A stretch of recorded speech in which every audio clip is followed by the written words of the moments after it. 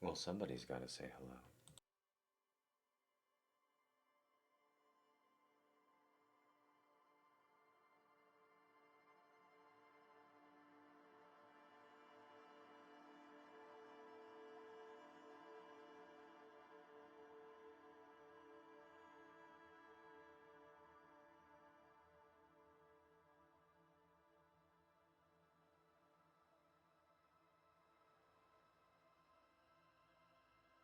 Thank you, Arya. Sorry about your movie. Appreciate you very much.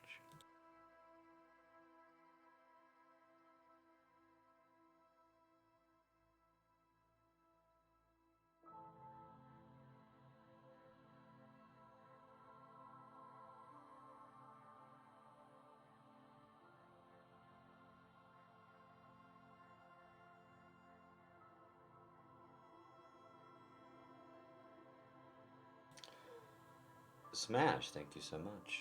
I'm not sure we've met. Appreciate you saying hello. Apologize if we have met. Saying hello either way.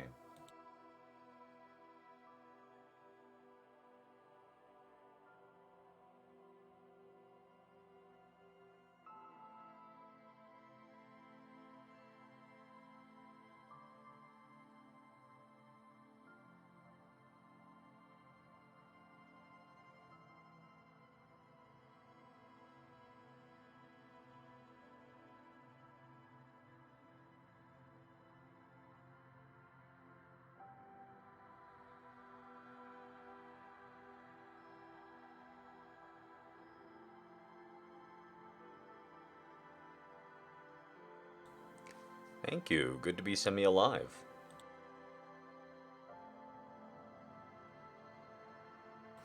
So I'm not the most visual person in the world, but now that I've been staring at this screen for a couple of minutes, it's really interesting. Because at first I just saw the one drone on the right-hand side, but now I see all what look to be helicopters and blimps and larger ships in the background.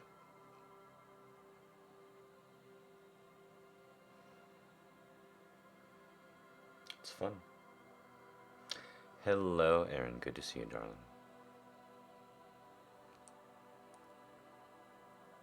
Hello, darling. Good to see you. Thank you so much.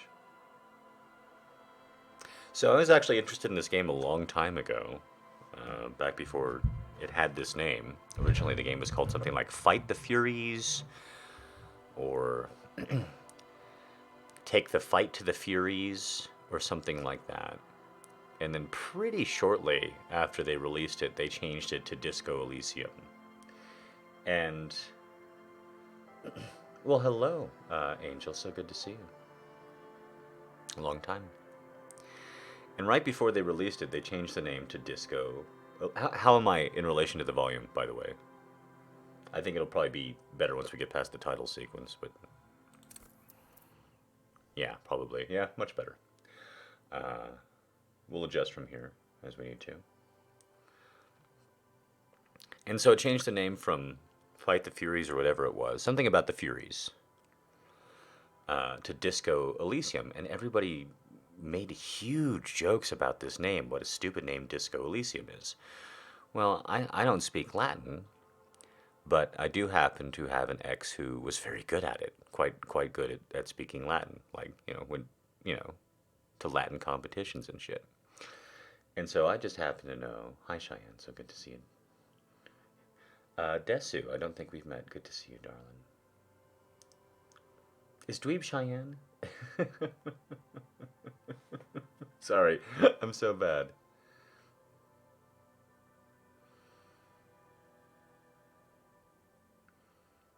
Candy, so good to see you, darling. Sierra, so good to see you. Okay, all right. I'll try and remember so much. I'm sure we've done this before. I'm bad with names. So I happened to be close with somebody who knew a lot of Latin, and she tried to teach me phrases like in Latin to say like, "Help! I was just abducted by strange green men. Where am I?" Like in Latin, like because she thought that kind of thing was hilarious. Like having me say that like a dog. Hello, Allie. Having me say that like a dog, for her friends who also spoke Latin. Uh, was very fun for her, so she would try and teach me. And I just happened to know from this life experience that disco is Latin for I learn, I study. And then through my own reading and my own knowing of mythology and what have you, Elysium is the Roman name for a Greek kind of phase of the afterlife. It's a really good part of the afterlife. There's different islands essentially that you can go to after you die, and Elysium's like a really nice one. It's where the heroes go. It's like Greek mythology Valhalla, basically, is a great way to think of it. Like if you died in service of Greece, or like you did something heroic, you go to this great island when you die. It's really wonderful, and you have to eat grapes and fuck fish or whatever the Greeks wanted to do. I never really understood. They were kind of a boring people. They didn't really talk about what they liked in their plays. They talked about what they didn't like. Assholes. Anyway, I mean, if you've ever tried to read Antigone, you will know what they don't like so much better than what they do. That's a reference for everybody who tried to read Antigone. Um, and so I saw the name Disco Elysium, and I just thought, that's like a crazy name. Because if it's literal, then that means something like I learn or I study the afterlife, or I learn through the afterlife. I guess that would be Disco Elisio. Elisiato? I'm really not good at Latin. I can't do it. No, auto would be like the little death, which would be I study the come, which is what I do and how we're all here. While you were studying hedge funds, I was studying the come. Disco Elysium is just such a crazy name. I'm almost positive what the name means is I study the afterlife. And what I know about this game, I know very, very little about it, except it's about magic and psychic detectives in kind of like a Cthulhian Lovecraftian existence where like magic is like entities that are very powerful, but they come to you in fragments and they kind of take you over. Uh, and it's an all or nothing kind of prospect. Mrs. Kitty doesn't want to be here for the screaming. No, screaming's not a dream for the Mrs. Kitty. But I promised myself we'd start at 7, so someone's gonna run away. Aren't you? What are you gonna do? Well, you're the one who got out of the chair. Listen, lady. You got to decide. We're gonna start streaming here. I was talking about things, but we're gonna begin. Most cats at least have the decency to get to the door before they freeze and decide on in or out. You can't even get to the door before you decide in or out. You have decision anxiety before you even at the threshold. Oh, what the hell do you want? All right, she'll go after I start talking to you guys. All right. She doesn't want to talk right now. She was very talkative this morning. I had a gal on the phone, and she came in at the end of our date, and Mrs. Kitty wouldn't stop talking. She had a lot to say. So this is about psychic detectives solving magic crimes, and I've actually been writing a screenplay for about 3 years now. It's not a screenplay; it's a pilot. You don't care about the difference. I don't know why I explained it. Um, but I've been trying to write about magic detective. Very different world. This is in a modern kind of world filled with like Amazon drones and shit. It's pretty cool. I like where we're about to go a lot, and I like that I don't know about it at all a lot. This is looking like a real fun mythology to explore. And mine takes place in the Gilded Age. But Magic Detectives is like, it's hard. How do you solve a magic crime on screen with dialogue? Like, you can't count on having a big budget. So, like, how do you have characters be all like, yes, yes, I detected the magic, which gives us a clue as to what happened. It's a lot harder than I thought. I'm like, why didn't anybody try this? And then I sat down and I start trying to write magic crimes, and I'm like, oh, fuck. Because this turns into Star Trek, but with magic real quick, where some characters just always like, but Captain, I thought you said that the alchemy would reveal the thetons in the air. Thank you for following and hosting, Alex. Like, hello, it's so good to see you. I thought the photons in the air that revealed through the alchemy and the vapor would give you everything that you needed to know. Yes, I thought so too, but like a top hat, he had a counter concealer, and that blocked his man. I swear to Christ, it's so much better than this. Like, this is why it's taken so long to get it down. So I'm so curious to see, like, what it's like to be a magic cop. We play a cop, and I still want to play this game. That's how much I want to play it. But I do, however, want to play my own. And I admit, we're going to probably get in a little bit of trouble here. But the way that I want to play this character is that I want him to have incredible mind, just the best mind, just the strongest mind. This is like a super genius detective. This is the detective all the other detectives hate because he's like, didn't you think about... And they're all like, oh, fuck you, Johnson. All detectives are named Johnson. It's a law. Right? I want him to be like that smart. And I also want him to be incredibly emotionally intelligent. I want him to be incredibly... Did the cat leave?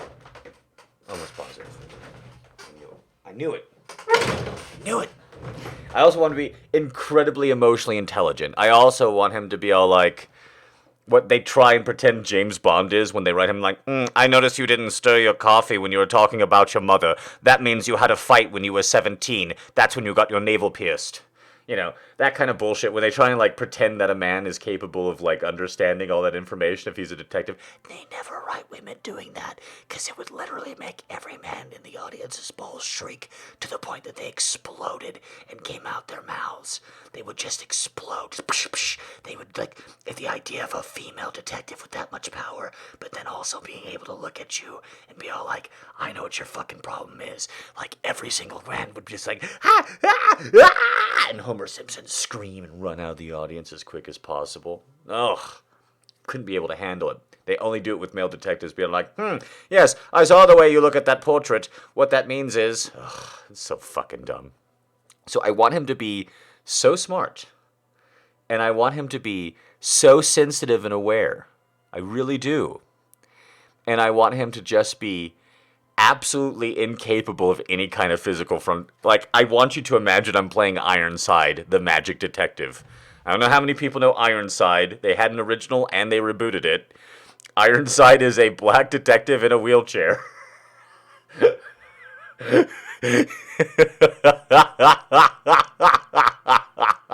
Who amazingly, they never play that shit up. You keep thinking like, oh, like finally a detective where you're like, shit, if the criminal pulls a gun, that dude's kind of fucked. And they never do it. Maybe they do in the reboot. I never watched it. So I want you to imagine I'm like magical. Well, I'm just going to say this. If anyone's ever tried to watch Ironside, not actually that emotionally intelligent, Ironside. Very good detective, not actually that emotionally intelligent, kind of a dick. So I want you to imagine that I'm a more self-aware, more just, because Ironside doesn't get therapy in either of the stories, in either of the series, I don't think. So I'm Ironside when he's had therapy, okay? I'm emotionally adjusted Ironside in a land where we're trying to run away from magic cops. Or I am a magic cop running away from magic evil. And I looked at this before. This is where I backed out. I was like, okay, we can have fun being just really, really, really smart in every way and totally physically incapable. That sounds kind of fun. And this is where I backed out, like, this is complex. And I looked over all these. I'm not going to show you all of them because I've already made my decision. This is as far as I've got. I decided I'm going to use this incredible... I didn't know what I was getting myself into. I'm just walking you through the process. I was looking at the character creation. I was like, okay, here's what I want. I want to be really smart. I don't care if I'm physically worthless. And then I looked at what you can get. I don't know how many characters you've made in, like, Vampire the Masquerade and shit, but, like, you learn pretty quick. You choose a main skill. Your main skill is something that your stats back up. And so I was looking, it's like, well, it's got to be something from here or here. And I was like, it's like, oh, I can know everything. Like here. So, oh, you can know everything. Oh, I can pretend to be a cop. And, like, I am a cop, but, like, I can pretend to be a cop, too, because it's both at the same time. And, like, I can use my emotional intelligence to be like, I'm a cop. And people are like, oh, shit. And I looked at everything. But I thought of all the things that I'm going to look at, you can lie? I can lie, and I can know when people are lying really well as a cop? Oh, thank you so much, Shane. I can lie, and know when someone's lying really well as a cop. Wait a minute. As a magic cop, I can lie about spells and magic? Oh, fuck yes, we're gonna lie our fucking way all the way to the end of this goddamn crime. That's absolutely our signature. We are going to lie about magic. Hey, you catch that goblin cast a spell? Yes. Yes, I did. He's not in the cell. He escaped. It's how he robbed it. He uses magic to get in and out. There is nothing, only warm primordial blackness. Okay. Your conscious ferments in it, no larger than a single grain of malt. You don't have to do anything anymore. That's hey, I didn't come here to get attacked, dude. That is accurate. Ever, Oh shit. never,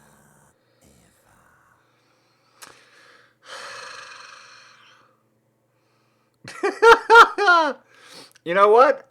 I'm gonna pretend that I'm a hot woman at a bar, and I'm just gonna ignore this shit. Oh. Oh.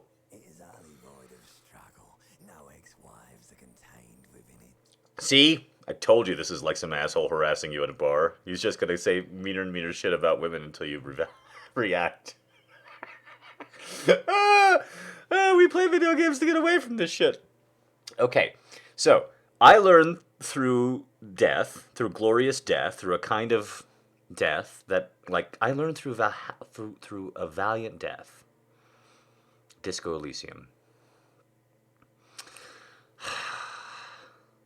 And now we're talking, like, right off the bat, it's a voice, like, talking about, like, you're dead, you don't have to do anything, you've been dead forever. No ex-wives are contained. See, I don't want to react to his ex-wife bullshit.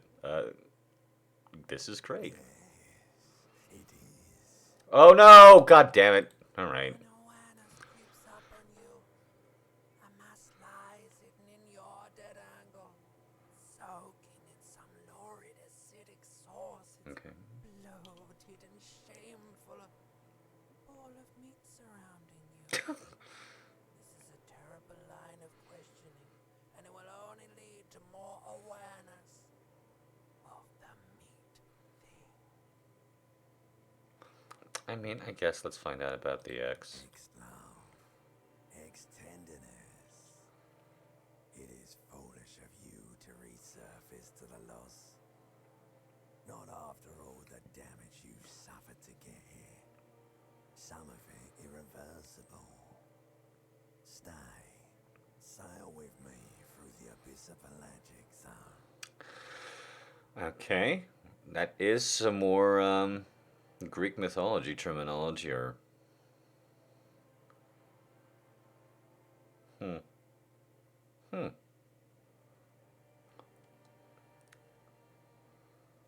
I like pain and the burning light and wanting things from people.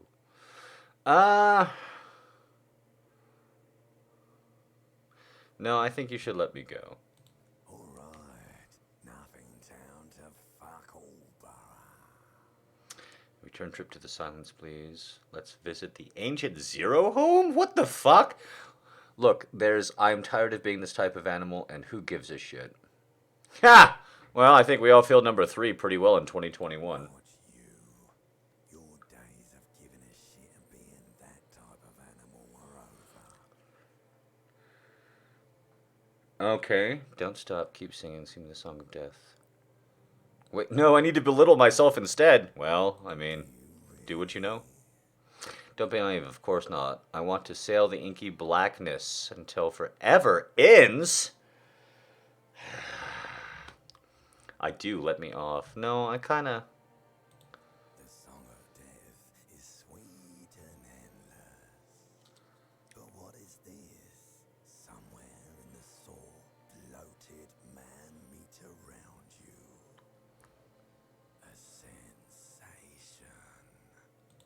Like a fly to the ointment, your conscience sticks to it. The limbed and headed machine of pain and undignified suffering is firing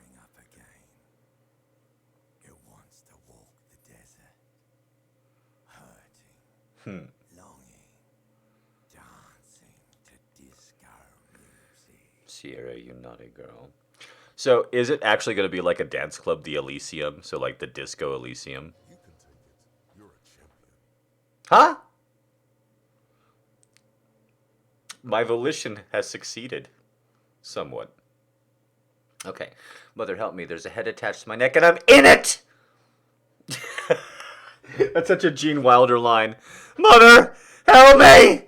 There's a head attached to my neck, and I'm in it!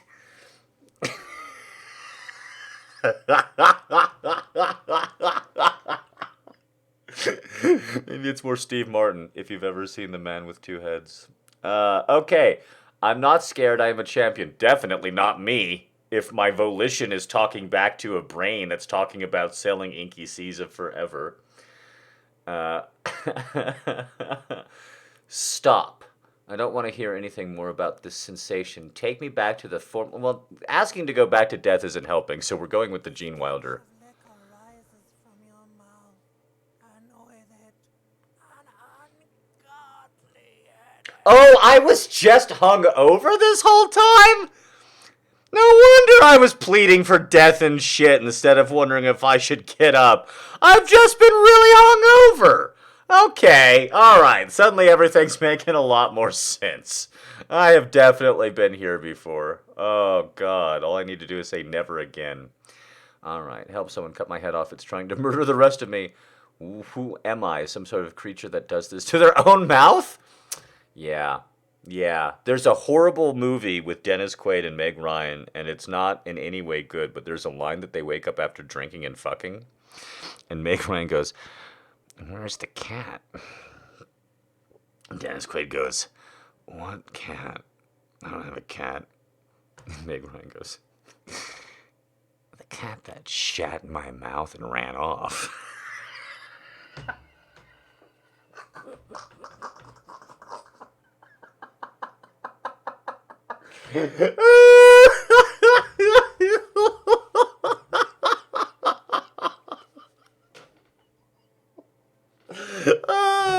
I'm still waiting for a woman to be like that the morning after. Your skull, trying to force your eyes open. It's a sound. I'm telling you, I'm just hungover. And someone's playing music. I don't know what I'm doing, but I'm great at it. The character that I've made is really, really good at just dealing with ancient voices and noises and shit. It's the Chris Pratt meme. I don't know what I'm doing, but I'm fucking slaying at it. I'm arguing with demons about inky dreams, and I'm winning.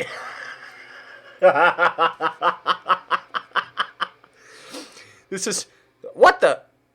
Once again, I play video games to get away from this shit, man. I feel attacked right now. Just because I don't do the laundry for a few years doesn't mean I'm not going to get around to it. Well, a magnum-sized bottle of Commodore Red. A 1.75 bottle of red wine? Wow. Someone tore out the tape while the song was playing. Okay. Okay. Got a very Vampire the Masquerade feeling. Oh, can I play this with my... Oh shit, you can play this with your controller, huh? We'll see. Can I run? Not with that. Oh, I zoom. Oh shit!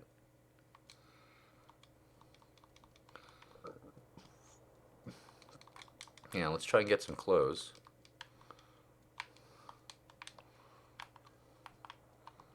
Huh? Oh, I don't know if I like these controllers. This fan has two chamber switches. What? One ends in a tiny fan, the other in a light bulb.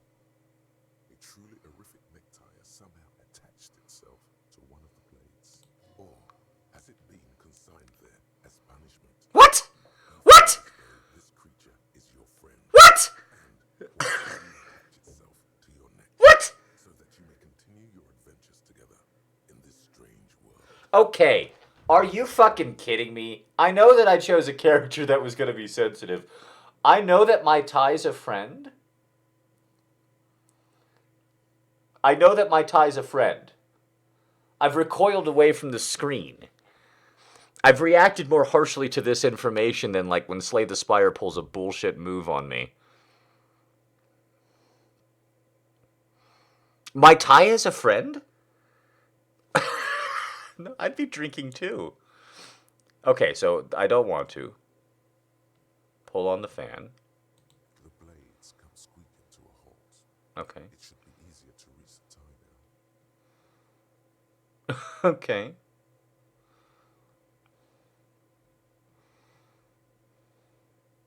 Well, I'm not going to try and hurt my friend. Apparently my friend is important to me, so we're not going to hurt him. We're going to get a stool or something. Disco ass blazer? Oh, he put it right on. Okay. Disco ass blazer. Okay.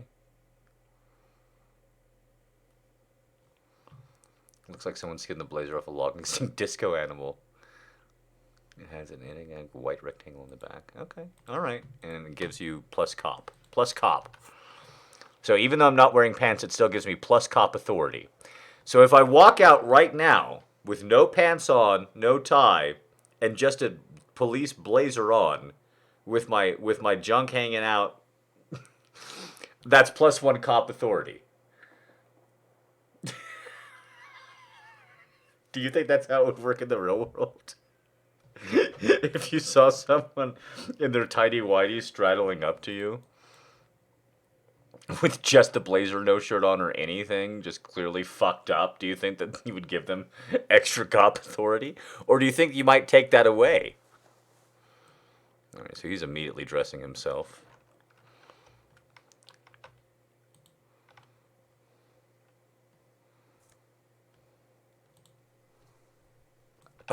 I have to find both shoes.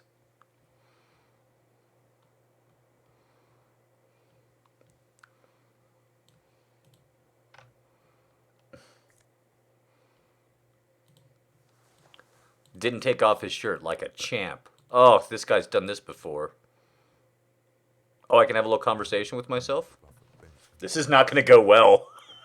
After a night of drinking where I've hurt my friend, this is not going to be a good conversation, I promise. I've had it before in real life. This isn't going to go well. Yep. That founds empires and lays waste to cities, virile, uncaring towards the little thing. How the fuck would I know? The fuck is Elon? Ah. Probably not. What? What? Hot water sprays from the faucet's base. Oh, I chose the wrong character for my first time through. You cannot see yourself. This is like the time I chose a Malkavian for my first time through Vampire the Masquerade and had conversations with a street sign like it was a quest giver. I was really disappointed when none of the other characters could talk to it later on. What do you mean? What do you mean that was crazy? What do you mean? What do you mean that didn't happen? What do you mean that didn't happen? It happened to me? Yes, it did. What do you mean it wasn't real? Suddenly, you realize you have no memory of the face that awaits you there. What?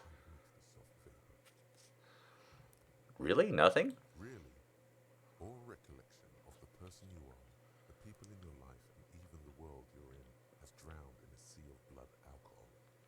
This was no mere night of drinking. It was a deluge of world-ending proportions. All right. As you slowly reach your hand towards the surface of the mirror. Abort. You clearly have not thought this through. You won't like what you see there, and you will never unbecome it. I should touch it first, make sure there's nothing wrong with my face. Sure. Yeah, there is definitely something wrong with it. Oh no. What's wrong? Where to even begin? Oh no. There is the bloatedness, then the swollenness. It's like there's an upholstery of alcohol underneath your skin. I've never drunk quite like this, I don't think. I'm sorry. Bet you are. Your nose feels like a small balloon in the middle of your face. It hurts when you honk it. It doesn't appear to be a particularly tiny nose either. Not with all the drinks it's absorbed for you. At least my tongue is okay. It's not. Oh no. It's swollen and snail-like, wriggling between your fingers. I'm scared. I want to stop doing this. It's only your face. Alright, I'm out of here. Okay. What's... It's a door I can't open. Okay.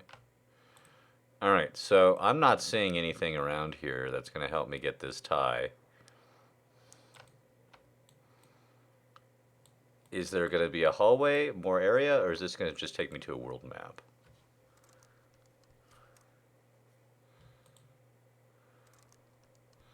Oh, it wants me to try and get the tie first, and then it'll let me go out. God damn it. God damn it. Alright, I'm so sorry if I hurt you, friend. I don't want to hurt you. It's two chambers, or has it been consigned there as punishment? Alright, alright. Feels Oh, though oh this no. creature is your friend and wants to reattach itself to your neck. This is a white check. Oh, you may retry it. Okay, sure. Together, you swoop up and catch the tie. Okay. Snap. It's released from the blade. Warning, warning. The necktie. What you have in your hand is a fantastically colorful tie with 4 or 5 different patterns. The knot reminds you of a noose. Hello, Miss Ara. Good to see you. If it's your friend, why was it up there? Who ties their friend to a ceiling fan? Maybe this thing is dangerous somehow. An ominous, foreboding feeling fills you as you look at the tie. Do I have to put it on? Yeah, it's already on. Okay, okay. One more vivid imagination, and now we should be able to leave.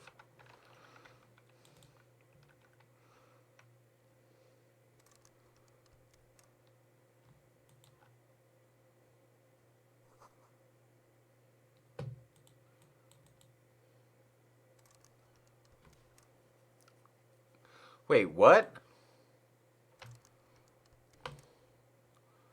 The door's been locked from the in. Uh-huh. What am I missing here? Uh-oh. Do I have to look in the mirror? Hello, Moth. Good to see you, darling. Do I have to look in the mirror?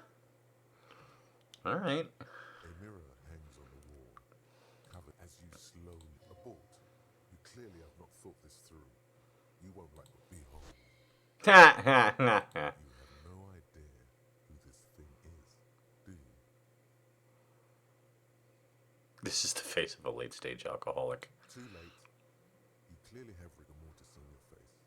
Or wait, is that an expression? Are you trying to make an expression with that face? Why?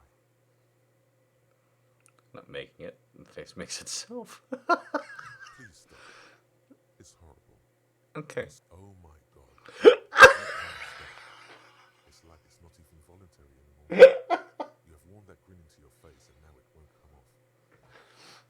What does it even mean? What is the emotion you're trying to convey? Superstardom! Oh god, I don't know. It's indescribable. I think it's supposed to look suggestive. I'm afraid it's meant for the ladies. Oh my god. I'm insinuating that I'm vaguely sympathetic. I'm sort of trolling it off too, in a sad has-been kind of way. There's a sort of charm to it. There might have been 10 years ago. It's little more than a cadaverous spasm now.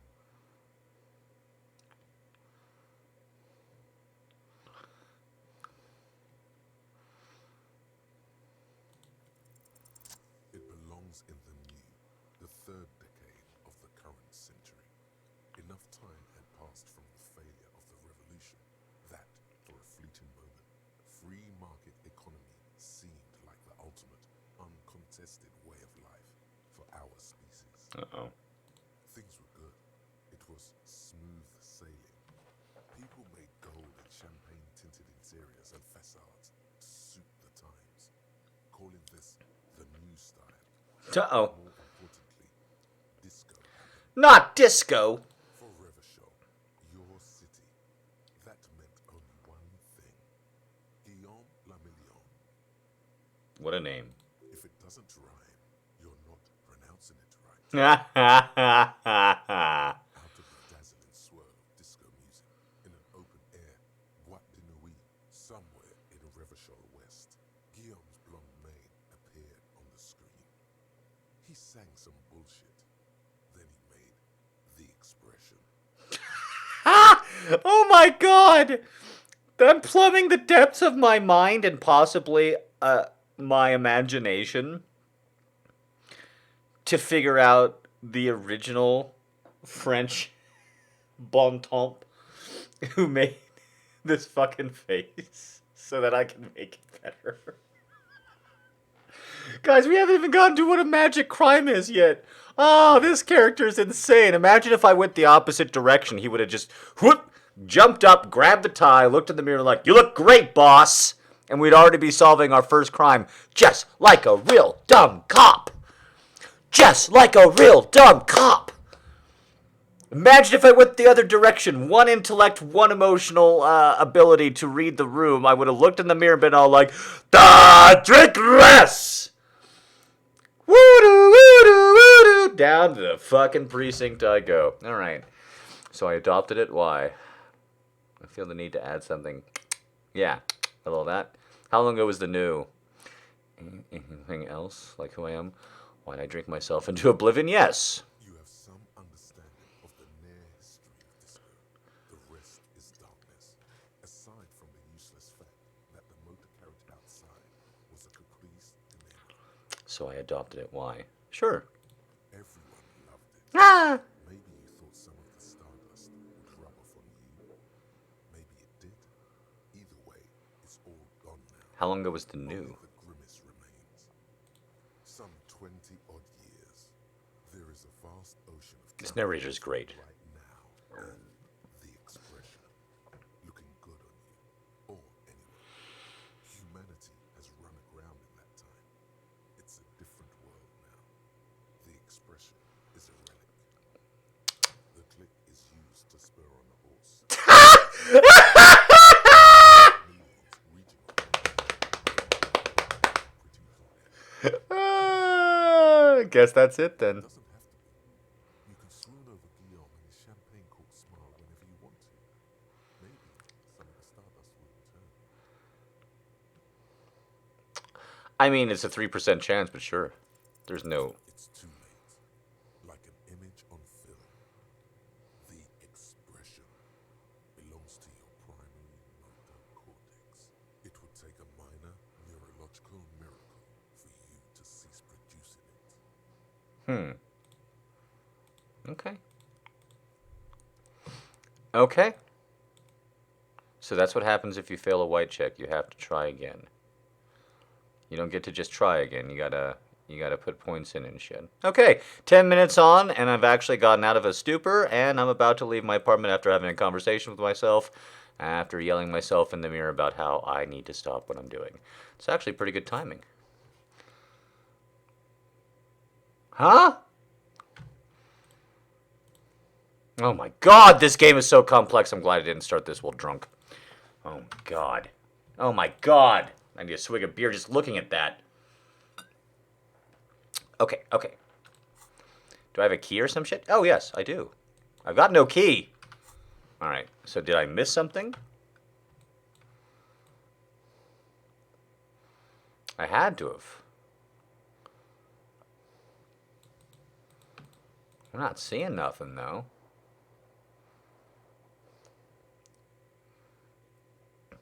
Can't open this either.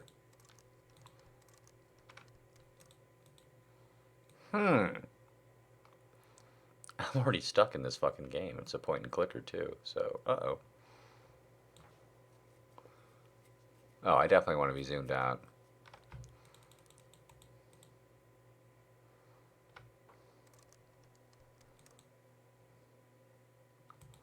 You hear a jingle. Uh-oh, here we go. Keys are clinking in the pocket of your flare. There we go. It says whirling in rags on the aluminium keyring. There is a single key on the ring. The number 1 is etched on it. It should open the door. Well, thank you, but that seemed unnecessary. Oh, okay. We don't have to select. That's good. Do I have to close my door? I do. Hey, lady. Hello, officer. The young woman raises a cigarette to her lips. A silver jumpsuit falls off her like scale armor. This is the sparkle of too many nights out on the city. No. I'm gonna say what he says. There's only one solution to this. You're a businessman. Wait, I know. I'm a businessman. Chief executive officer, right? Then why did you call me officer? I'm gonna go with, then why did you call me officer? Because you're a police officer, sir. Are you sure? Because I'm a manipulative, crazy piece of shit. I am, yes. Unless you've been feeding us a set of very well rehearsed lies all this time. All this time. You've been here for 3 days on official police business. And no what less. business is that? I couldn't say. In truth, so far, mostly drinking. You have no doubt about the drinking. But do you strike yourself as a tight-lipped drunk? She must have heard something. I might not know where I am or who I am or what a corpus cinema is. I know what one sounds like. Being a cop. Who in the right mind would let me be an officer of the law? Don't be so harsh on yourself. You let almost anyone be a police officer. This is true. A glib remark. Don't let it stand. No. Assert yourself. Better let it go. Say nothing. Retreat is not a winning tactic. Uh-huh. Authority, you and I are not going to get along. I'm real glad I didn't choose you as my patron. Drama is going to be way more fun. I pity anybody who chose authority. I might not know where I am or who I am or what a corpus kinema is, how I know what one sounds like. But I do know when someone is not telling me the whole story. What am I doing here? What's my There's case? a mercenary out back. He's been hanged. The body has been there for a week now. The locals probably got tired of it and called the cops. She speaks matter-of-factly, but there's a sadness in her voice. And why didn't you just tell me that? I didn't mean to overwhelm you with information. You seem a bit lost, officer. I don't want to do this. Nah. Could it be because of the drinking? I should be going now. Of course. Be careful, officer. They don't like the police around here. I don't like the police in here. She looks back at you, a light glinting off her eyes. Goodbye. Interesting little conversation.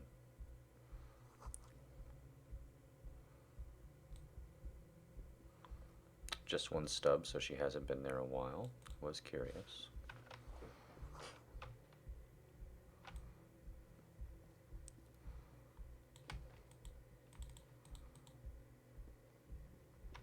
Oh, can I go in here? Probably not. The door is closed. There is no answer. Yep. A tremendous loneliness comes over you.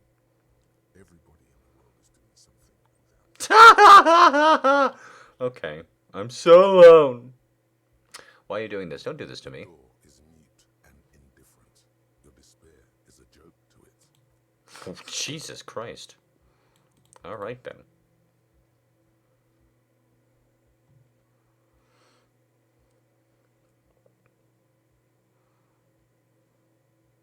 I mean, Batman's origin story is wealth plus childhood trauma, if you really think about it. Wealth, childhood trauma, and inceldom. Because he does not like the ladies.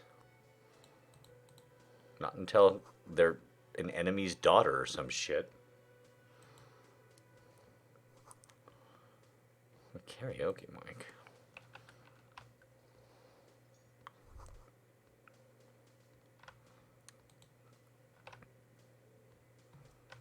In his late 20s, stands behind the counter, inspecting a stuffed seabird. He gives you a sideways glance, then looks down at Yeah, you. clearly he's got busy things. That was disdain in his eyes. Even now he's purposely ignoring you. Ooh, I love that I chose this fucking character. It may take me too long to get out the front fucking door, but we're gonna have a fun time once we do. Something tells me you don't like me. Hero. A real hero. Could the massive property damage upstairs have anything to do with this? So not only am I a cop, but I'm also a hero. You are a real decorated hero. What did I do? What did you not do? First you took the body down, then you solved the murder, then you didn't trash my hostel room. Maybe you even negotiated the strike. I'm guessing I didn't do any of those things. You're right, you didn't. It's only taken 3 days. What have I been doing all that time? Have you seen me around? I haven't seen you around. I'm not always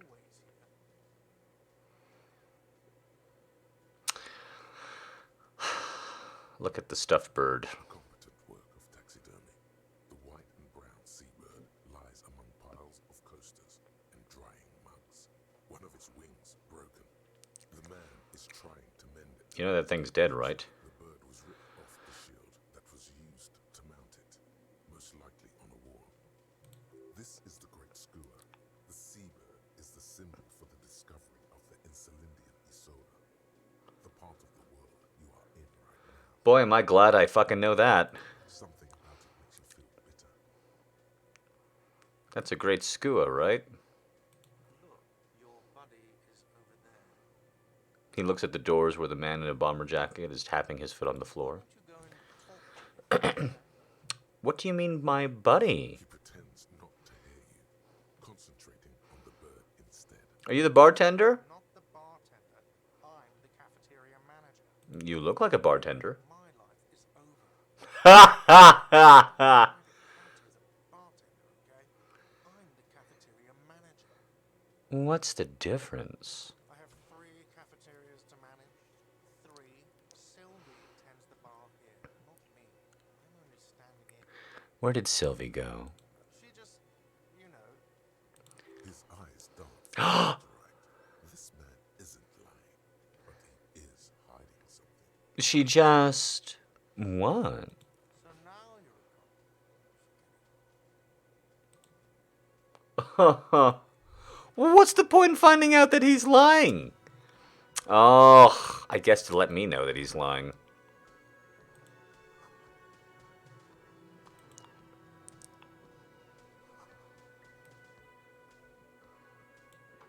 Oh, I can go into the kitchen after lunch?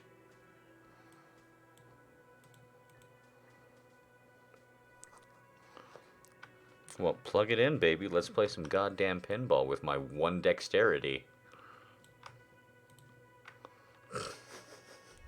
See how fucked up.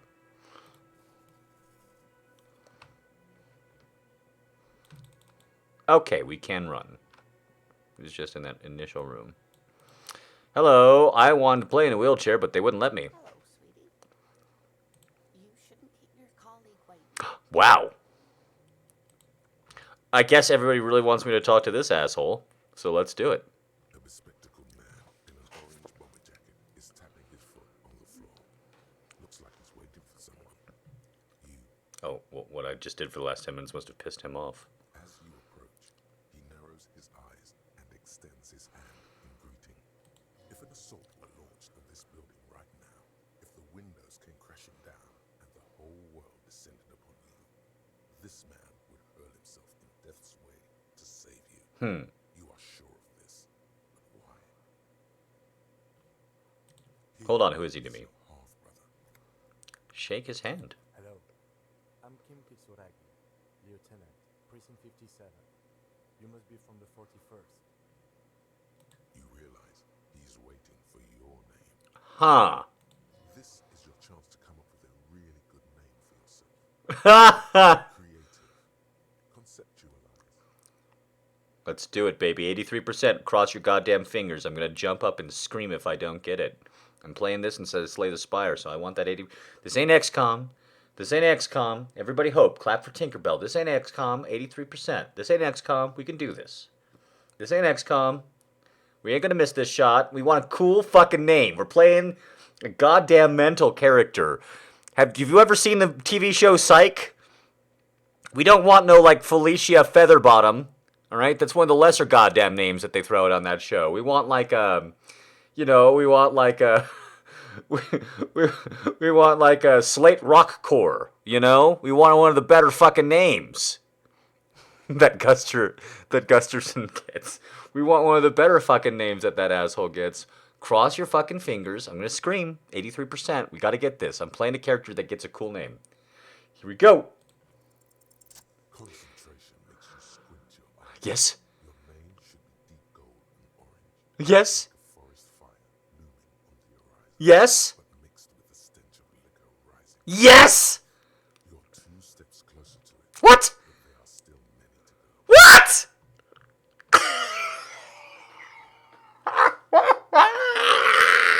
This game is such a kick in the balls. I succeeded and I don't have a name. You're like, I don't know, but I know it's fucking awesome. I don't know what my name is, but it's fucking dope. Let's get to work. And he's really wishing that he had been partnered up with the guy who does sit-ups every morning instead. The 1155 cop instead. It is not yet time to tell you my name. Okay then. It looks like we had a little scheduling error on Sunday. Saturday too, actually. Have you had time to talk to the manager here? What he means is, he has been trying to meet up with you for 2 days, but you have been otherwise occupied.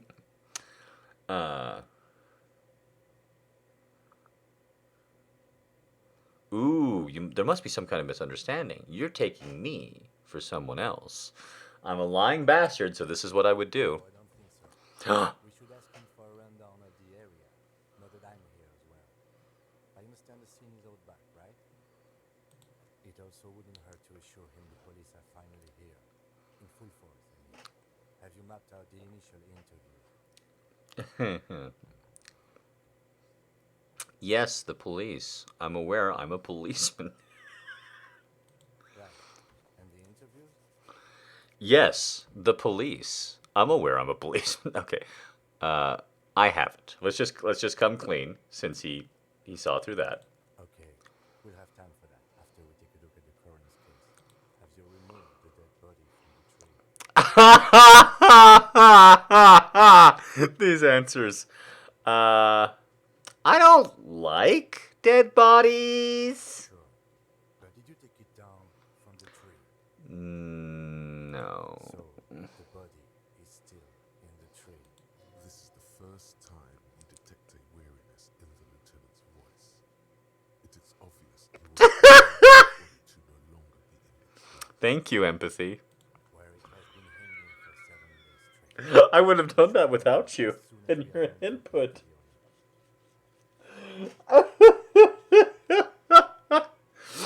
I wouldn't have known that he'd prefer I got the lynched victim out of the tree sometime in the last 3 days that I've been assigned to the case. What if I told you I'm not really a police officer? How can you be so sure I'm from the police? I was sent here to meet a detective from Precinct 41. You have the insignia of the Citizens Militia on your sleeve and on your back.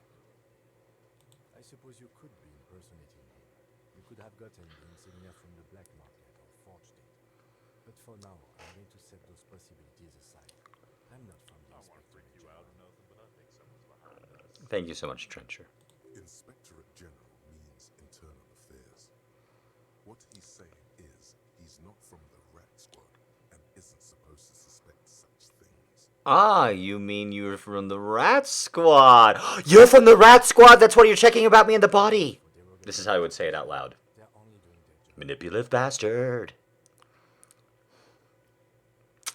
You said insignia, Yes. but they're just white They are not rectangles. just white rectangles. They bear a halogen watermark with Ah. from pattern resembling the street grid of the This is like when the guy in KOTOR told me why I could fight a dude with a lightsaber with a blade. He's like, "Don't worry, we put special coating on it." I would ask you to I was like, "I don't trust you. my motor carriage. I don't trust that you put special anti-lightsaber coating on my sword. Fuck you. What are you even talking about?" But shouldn't I have a badge or something? Check my pockets. I couldn't even find my keys. Have a badge? I really want to say this. Pretend you found it. I have a badge. I'm a policeman, and I have found my badge. If you didn't have your badge, then that would be very bad. You would need to report it on my shortwave. But since you do have it, we can go straight to the task at hand. I can't really seem to remember anything. I can see you drank last night and the night before, and that you are still drunk now. But I have seen officers go through worse. It takes a village to get the bad apples out of the barrel, dude. I don't know if you're helping. If you need something for your headache, there is a general store nearby. But as I said, the dead body should be our number one concern. All right, let's go. After you, officer.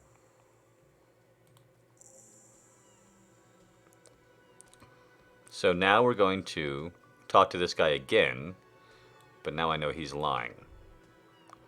The man with the unimpressive beard notices you approaching. He drops the ledger he was holding and turns to the lieutenant. Mr. Gart, right? You run this place. Yes.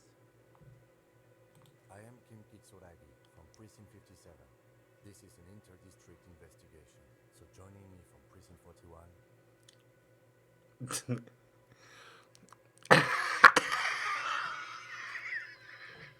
All of these answers are amazing! I'm officially having the best time with this fucking character. Literally, all of these answers, besides say nothing, are amazing. 1 through 3 are all equally choosable.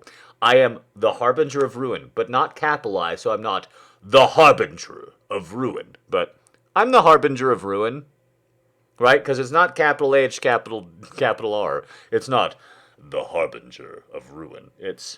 And he is the Harbinger of Ruin. I'm the Harbinger of Ruin. Whore. You can call me Whore for short. Whap and Whore. Whap and Whore. All right. Option number 2. What is gold and orange like a forest fire, but smells like liquor? Because I only got 1/3 of my name talking to this dude. I was like, okay, I know that it's vibrant and powerful and alcoholic based.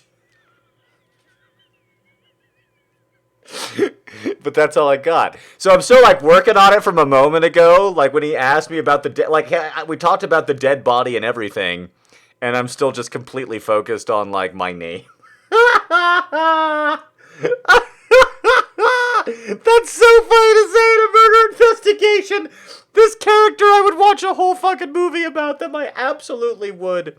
And then lastly, I'm currently in between names.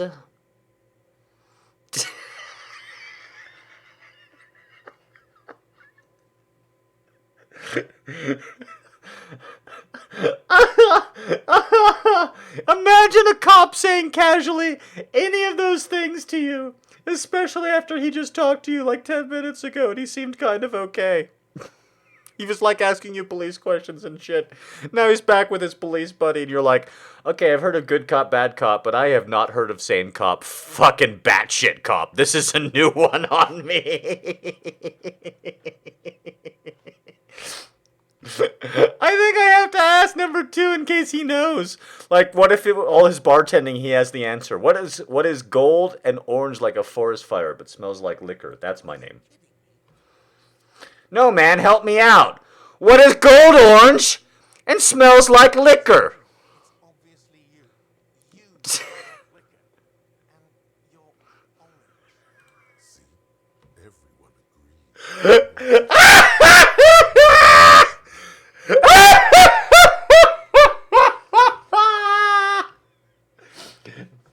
Hello, Mr. Noble. I don't think we've met before. It's good to meet you. Call the police. We've been waiting for a week. Holy shit, that's amazing that my inner mind is all like, see? Nailed it. Sir, I understand your concern, but we are here to listen. And for us to do it, I need you to stay calm. Yes, of course. For a moment, the cafeteria manager fidgets under the lieutenant's gaze. Then he gives in. I know it took us a while to arrive at the scene, but it also took you a while to call us. It was you who placed the call, correct? No, I only just got here. It was probably Sylvie who called you. She usually works the bar here. I'm only temporarily taking I'm having a great time with the first hour of this game, dude. Hope you're having a good time too. Thanks for coming out, saying hello. As a matter of fact, I do. Okay. You said you just got here. From where? Are you a local? What, of Martinez? No, I live in Jamrock. I only sometimes come here to keep an eye on the place. This is just one of the many cafeterias I manage. But you still know your way around, yes? In case we need directions. Yes, I know where some things are, but as I said, I don't live here. I just used to work here. And I'm not going to start working here again, if that's what you think. I didn't imply that. Detective, He probably means this is where you step in and ask your questions. Who? Me? Am I a detective? I have everything. You? Oh, you mean, do I have questions? And then I turned back to the bartender. You have questions from me. not the police officer. Oh, I love this. I love playing manipulative Ansel. Sire, Thank you, drama. As we know in real life, just like in the video game world, being underestimated is the quickest way to finding out the truth. ask him about the body's location before asking if he killed him. People give up information in the more innocuous question, which you can later use in the more sinister ones, not vice versa. Of course, I'm a manipulative bastard, so of course I understand that. Where exactly is the body? Behind this building, there's a courtyard. They hoisted him up on a tree there. And how did we get there then? That's easy. See that door there? First you exit through that. Then to your right, you should see a big hole in the fence. A really big one. You can get to the courtyard through there. No need for the keys. The hole is big enough for the Franco-Nigerian cavalry to fit through. Does he want you to feel guilty of making that hole? It's implied in his voice. Where did Sylvie go anyway? But you asked me that already. What is it with you and this woman? She has nothing to do with this. No, before I asked you where. Now I'm asking you why. She left. Okay, you got me. She went away because of the dead body out back. And because I asked for her number. Ah. That's why Sylvie went away. Hope you appreciate that. Thank you. Ah. So Kim's very happy with me. Mystery solved. See, I get to be an asshole. I love playing this character! I'm Psychic James Rhodey, it's dope! I guess this stuff gets on my nerves. I am a feminist. I mean, I didn't shake down the lady or the lady upstairs in the dress, and we all know I could have. So far, I might actually be a feminist. We don't know what my character is yet. We don't know. I'm a manipulative bastard, but maybe I don't use that on women. Thank you, Arya, for the tip. So I might actually be a feminist, even though I'd say that sarcastically. But he also thinks I'm dumb, so he'd be like, I guess I like to be thorough. Everything has something to do with everything. I don't know. I just went for it. That's the James Rhodey response right there. These are all lines that could be taken from an episode of Psych. I don't know. I just kind of went for it. Thanks. Stuff gets on my nerves. I'm a feminist. What?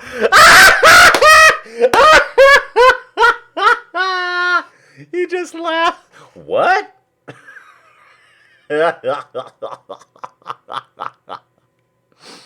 That's right. If there's one thing I know about myself, is that I'm a total raging feminist. Do you have a phallus in your ear? Oh my god! I said I'm a feminist. I'm not a feminist. I just want to see. Well, I'm not choosing 4. We've come too far. Do you have a dick in your ear? Do you have a dick in your ear? I said I'm a feminist. That's right. Because this way nobody knows. When I say something like this, nobody knows if I'm talking the truth. I'd be like, oh yeah, I totally took boxing. I say stuff like that in real life, and people are like, maybe he did. I don't know what that means. When you put the emphasis on totally like that, he could mean totally in different ways. I'm a feminist, baby! Woo! I gained the trait. Janine Garofaloism unlocked.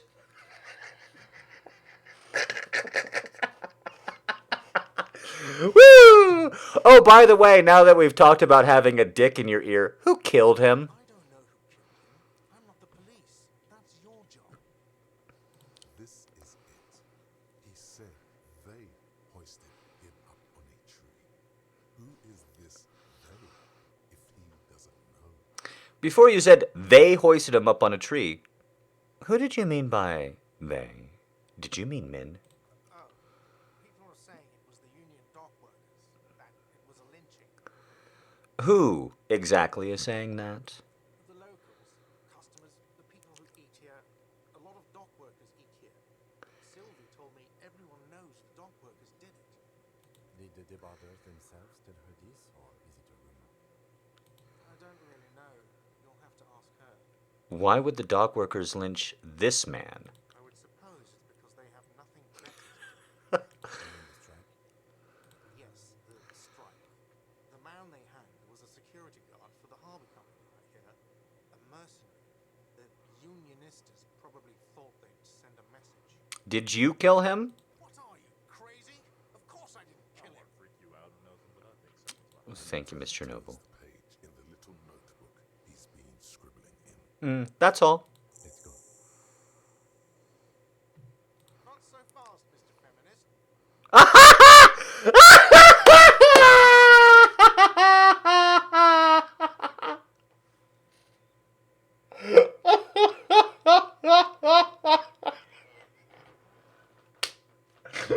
Oh shit! I shook down a chud for extra XP, and he gonna make me pay for it. No one is saying the multi-pattern nectar found tied to the ceiling fan can talk. No one. It must be merely imagination. But Go on. What is the tie saying? Go on. What is the tie saying? Let's fail! Time to push the eject button! Sounds like a responsibility! You don't like those! Alright, I'm just gonna say it. The tie is really making a lot of fucking good points. Listen, I'm just gonna say it. I've spoken with 4 people so far in this universe, and so far the tie is speaking back to me the loudest. Is he gonna say more? don't listen to him. It's madness. Just talk. You mean I could just? You mean he could say, "Hey, feminist, you owe me 130," and I could just like try and be like, "Just walk away, just walk away, just walk away, just walk away." You're saying if I did more chin-ups, I could just walk away? In real life, I've done a lot. How long do you need to plank before someone's like, "Hey man, you owe me 130 bucks," and you're like, "Just walk away. I'm just gonna walk away. Just walk away." Oh, excuse me. You owe me 130 real. The IIR, or Inter-Isolary Real, is the global reserve currency Oh, we're on a one-world government? of the world you're in right now. It's safe to assume he means you owe him. Oh, by real, do you mean some form of street cred? No, you don't owe me street cred. You owe me money. You owe this establishment 130 real. Who does that clown think he is? Arrest him! Did I just hear my my necktie speak to me twice? That's not. Listen, man, I've already accepted that the necktie's talking. I don't really need to hit that one, so we can. It's a fun line, but we can scratch that one off. The necktie wants me to arrest him. I don't. I feel like the necktie is better to have conversations with than to obey. Like, we're gonna obey the voice of drama, basically, is what I'm learning in this game. Authority does not get listened to at all. At all. At all. Fuck authority. We're not listening to that asshole. Drama gets listened to. Pretty much anytime drama says something, we're like, okay, whatever you say, drama. Just, I'm like a fucking Kardashian. We just go for it. We dig in. I think the necktie we only listen to. We don't obey, so we only listen to this asshole. So, We have to ask the necktie, what exactly is, or is this what I'm going to ask him? You know, either him or the necktie. This is a great question after shaking him down. But what exactly is money? What are you, a philosopher? Actually, I might be. Actually, I might be. Actually, I might be. Since I woke up, I'm having trouble remembering even the most basic concepts of reality. That's a great thing. Money is what grown-up people use. Oh, he's actually going to explain what the concept of money is. This hostelry, or 8 bottles of lemon and 9 packs of royal extract. Interesting. Where do I get it from? From your work. Bribes, I guess. Sorry. Cops take bribes. Some do take recompense, but only to survive. Oof. And this guy might not be with internal affairs. Why do I need it? For survival, to pay me. Do you want to become a hobo? Do you want to become a hobo? Maybe. There's nowhere else to stay in Martinez, and it's a cold spring outside. Money doesn't make you happy, but it lets you be unhappy. Why won't it? God, this guy, if you maybe just talked to Sylvia a little bit more, maybe she'd be interested in you. If you run out of money, you die. It's like that for all of us. But I don't have any money. To pay Oops. Sorry, guard. I didn't mean to talk to you. Ah! I don't think I have any money, punny face. Of nylon as Lieutenant Fitzgerald looks for something in the pockets of his orange bomber. That's cop 4. I haven't offered to pay because I don't have any money either. Oh, should I? Oh. Did I just hear my next place? No one is saying that. No one is saying that Ty can talk. Uh-oh. That would be ludicrous. It's just that you should arrest him. It would be wiser. He wants to take your money. This tie is really making a lot of very good points. The tie telling me that it's not talking is really helping me build trust in the tie. Because obviously the tie's not talking. The tie's just saying what needs to happen. So the tie's saying, hey man, I'm not talking, I'm just saying. Jot that down. That's fucking brilliant. Jot that down. I'm not talking, I'm just saying. Jot that down. I'm somehow not comfortable with this. No. Great advice. I'm considering it. Yes! Yes! Yes! The lieutenant looks at you, tugging on your garish. If you don't have the money, it's okay. None of us are in this for the wages. What do I owe this place for? Let's see. 3 nights at a tariff of 20 real comes to 60 real. Then there's the window you annihilated. The hole in the window was the first thing I saw when I came to work. So don't try to tell me you didn't. That will be 40 real in damages. Another thing you've annihilated is half the bar. You've run a tab of 30 real. Actually more, but we'll round it down to 30 for your hard work maintaining the stability and order of Revachol.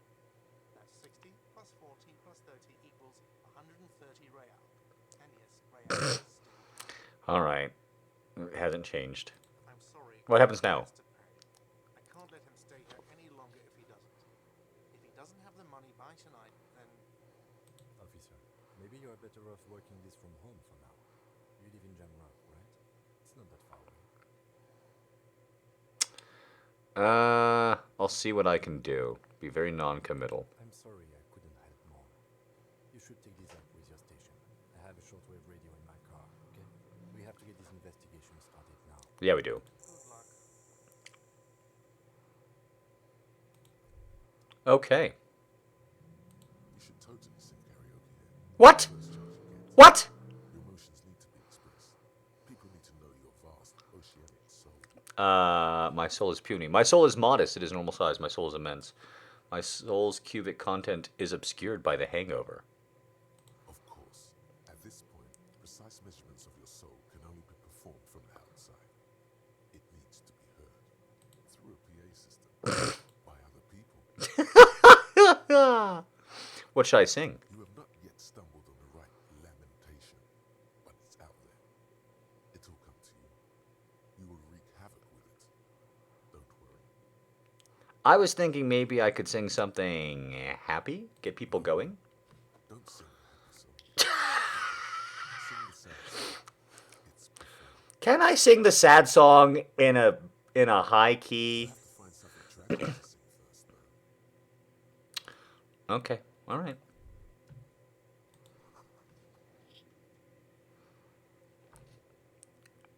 By the way, where is home? The address is coming up blank, and this place sure isn't it. Do I even have a home? But you've been at this hostel cafeteria for only 3 nights. Where were you before? You had to be somewhere. Far away? In time or space? Both. I was far away in both. That doesn't sound like somewhere you can stay if you run out of money. Could I trace the way back somehow to the exact street, the exact number on the building? You can try. Run some addresses in your head when you get the time. Maybe a street or an apartment will appear.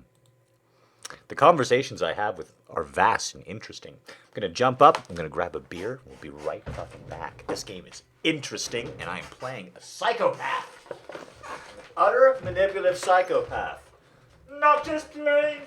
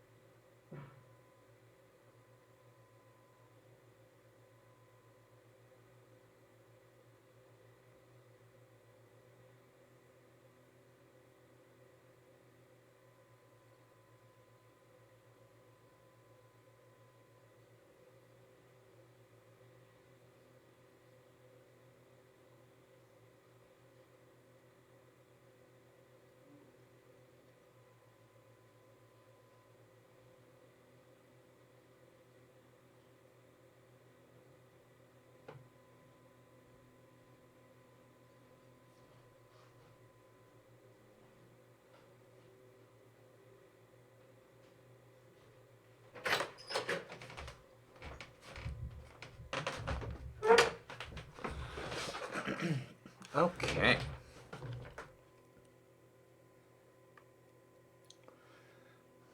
God, I can't wait to find out what my name is. I'm gonna be so excited when the second check comes up. Guys, if we fail any of these checks, I'm gonna scream. I'm talking to my tie and everything. Just real quick, let's see what the wheelchair lady has to say since she wouldn't talk earlier. Hello again, sweetie. I see you've met up with your colleague. The lieutenant nods politely. Does that mean you like me? You're a handsome man, officer, with your mustache and your chiseled jaw and that silly dimple on your chin. But dear, you're not for me. I'm too old and too married besides. You let me decide, baby. Time and place. She might have flirted back, but that ship sailed long ago. You must forgive me. I'm getting so scatterbrained. I completely forgot to introduce myself. I'm Lena. My husband Morel and I are staying with our friend Gary just down the street, but I come here for tea when they're away. She looks. Her eyes glitter over the rims of her glasses, and she looks up, smiling. This room is well hire her on the spot. You seem to be in a chair. Sweetie needs money. Do sweeties get money? Wow, that's also pretty good too. I think you seem to be in a chair is pretty great. You seem to be in a chair. Yes, dear. I'm a paraplegic. A paraplegic is someone with limited or no ability to use the lower half of their body. Paraplegia is caused by spinal cord injuries, like falling from a great height or a grenade explosion. There's something inspiring about a woman on the front line, leading a platoon of men. Yeah. No, dear. I'm not quite that old. Although I was injured in the line of duty. You were a tightrope walker. Nothing so extravagant, dear. Though what young girl doesn't dream of soaring over a crowd? What did you do then? I was a training and development manager at a rapidly expanding mail order shoe company. You worked for Zabos? You'd think it would be a safe job, but I had to be everywhere, and well, once I happened to be under some faulty scaffolding. I was lucky. This was almost 20 years ago, and I was compensated exceptionally well. One can only dream of such payoffs nowadays. She runs her hands over the chrome wheels of her chair. Thanks for clearing that up for me. Let's move on. No problem. See? There is no bitterness in her voice. She accepted the curiosity her condition inspires a long time ago. Yeah, most people in chairs do, I find. Talk to them like they're people. In chairs or some shit. How'd you like to roll with me? Whatever do you mean? I want you to be my wheelchaired partner in fighting crime, riddling backyards of corpses, catching sequence killers. Sequence killers? Oh my. But I think you already have a partner, sweetie. I do? A partner who needs you to help him get a corpse down from a tree. Oh, Kim, of course, I forgot I had him. I know, but there are side mysteries, sequence killers, and forays into the paranatural. I can assure you with absolute certainty, there are no sequence killings taking place in Martinez. Now, gentlemen, no need to squabble. I wouldn't be of much use to you anyway, sweetie. Why? 3 heads are better than 2. Thank you, but Martinez isn't the most wheelchair accessible place, you see. I'd slow you down. Perhaps another time. Sweetie needs money. Do sweeties get monies? Oh, sweetie, I heard your conversation with the manager about your financial troubles. When do you get your next paycheck? If she could, this woman would feed and clothe you and every other sad, lost person on this earth. Oh, tug on her heartstrings. I'm a manipulative psychopath. I'm a manipulative psychopath. I'm manipulative. I'm manipulative. I'm a manipulative psychopath. Tug on them heartstrings. Your deportment remains dignified as you shed a single tear. It isn't easy for me to ask this of anyone, but I'm at the end of my rope.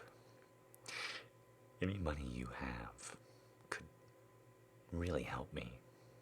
Sweetie, I only have a few cents on me, but I robbed an old lady with my mind, That makes it fucking legal with your mind.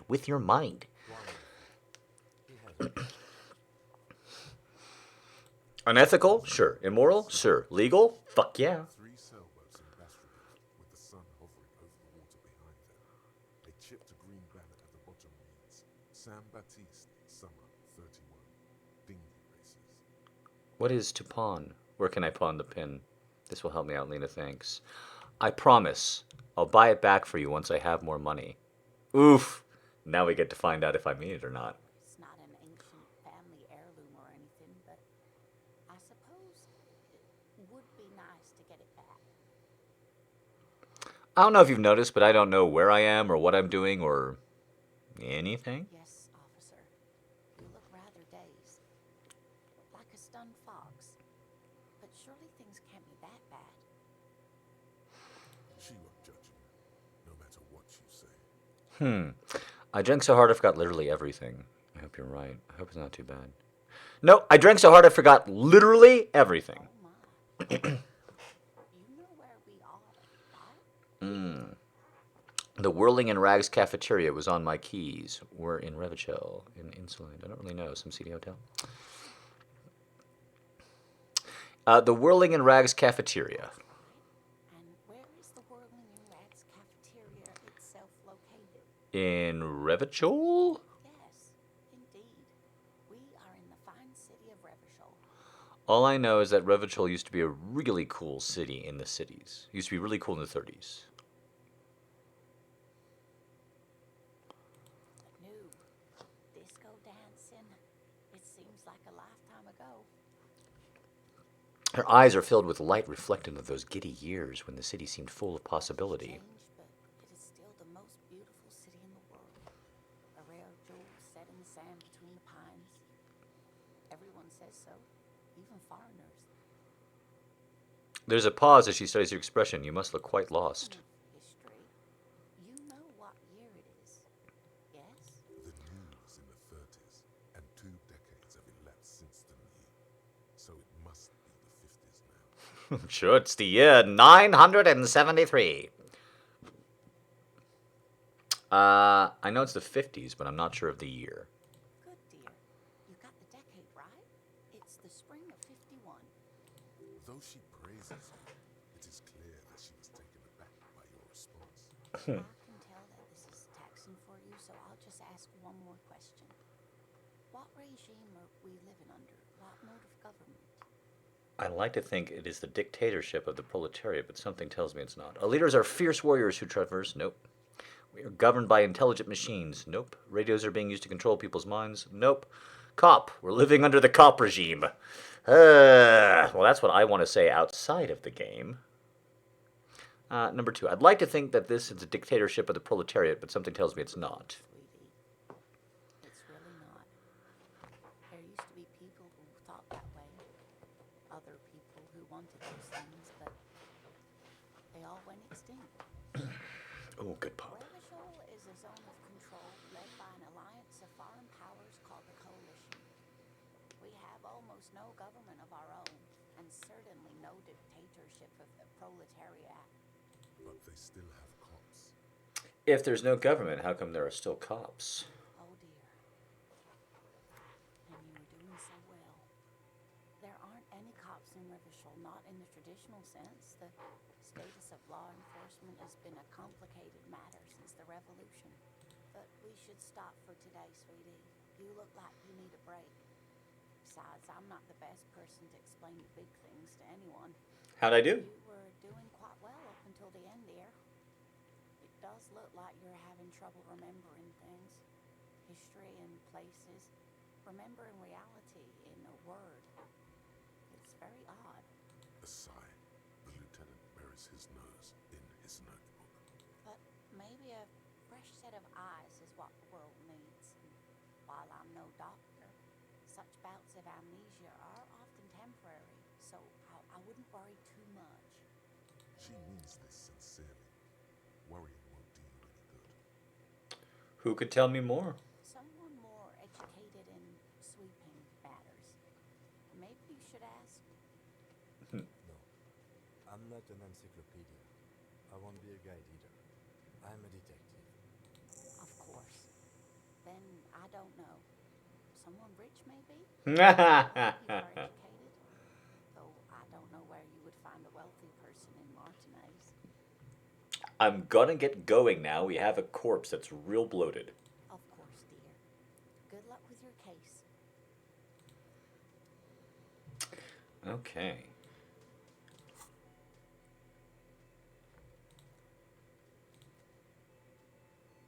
$3.2, that's it? She gave me something worth 3 to pay off a bar tab of 130? Uh-oh.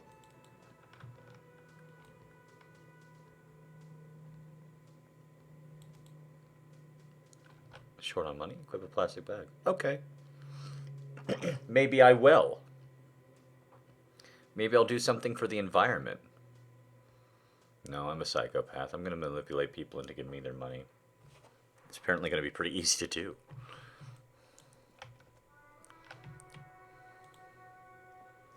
Okay, now he's just auto-running. That's good. An old call box with a matrix of push buttons. No, thank you. Later on, maybe. He said out back, up the hole. Oh, is there a kid looking at the corpse? Yep, neat.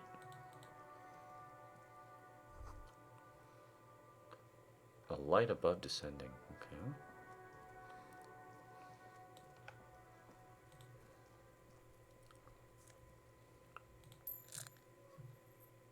Uh-oh.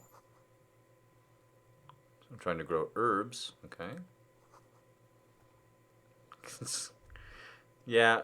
Are you throwing rocks at the corpse? Kid. There are literally 2 cops standing right next to you. The balls on you. The straight up balls on this urchin.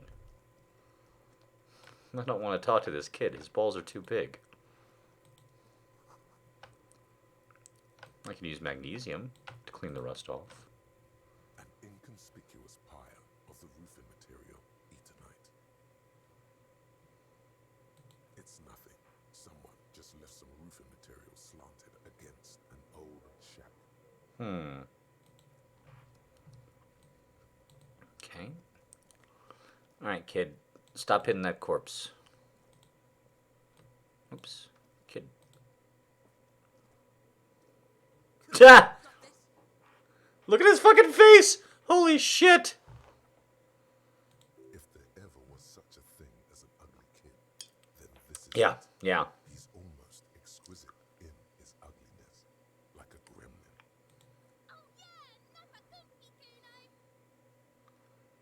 Hey, kid. A word. Police business.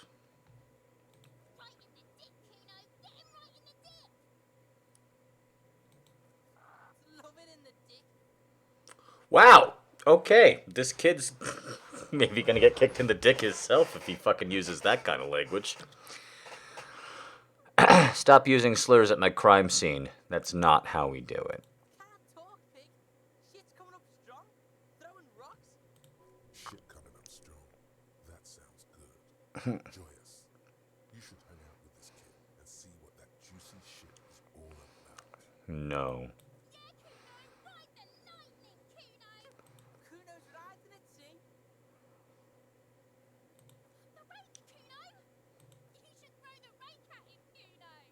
The fuck does Kuno know what a rake is? Kuno's not a gardener. Kids, what should we do? Kim, what should we do? Are you kid siblings? I have questions for you. Are you kid siblings? The fuck are you talking about?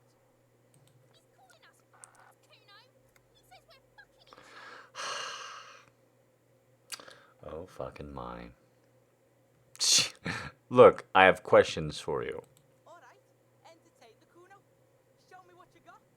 What you got there? What you got, huh? Show me what you got. Irregular speech patterns, overconfidence. Could this kid be on drugs? This warrants further investigation into this Kuno.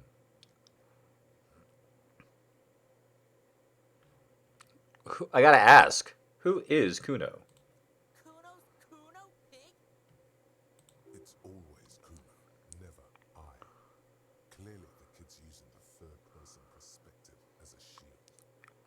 Interesting. You refer to yourself in the third person to distance yourself from the situation. So you refer to yourself in the third person? Kuno, is that some kind of gang name? That's it. Play dumb. Kuno, is that some kind of gang name? Kuno's in a fucking gang. In a bang gang. Kuno bangs for Magier, bangs for Mazda, bangs for Revachol. He lays the names out there with pride and precision, like cards on a table. Right when he's getting distracted, there's a malevolent hiss behind the fence. Watch out, Kuno! He's trying to fiddle you! He's gonna put his hands on you! The thing behind the fence starts squealing, shrill and violent like a fire alarm. Help! Pig's got Kuno! Help! Ray! Wow, this fucking murder, sexual deviancy, we're getting fucking right into it. Hey, Help! He's got the Kuno, help! just answer the questions. Help! He's digging his dick out! Escalate, Kuno! His dick is out! You're afraid! Pig's in aim, Kuno! Somebody, please! How did we get here? How did this happen? This makes no sense. There may still be a way out. Just appeal to his reason.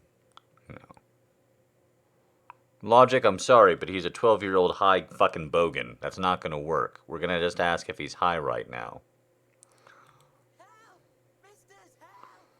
He's having the time of his life. Total ecstasy. Fuck the pig.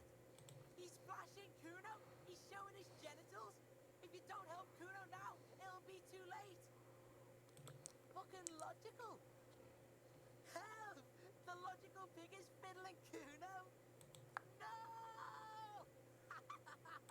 The nearly psychopathic way that can slip in and out of the act implies you're not the first victim. Who put you up to this? No one?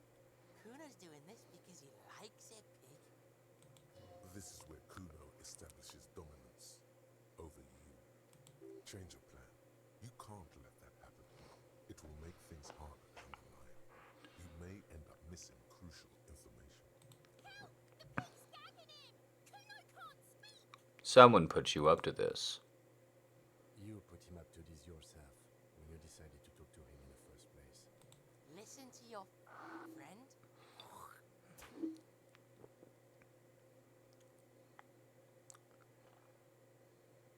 Did Cart put you up to this?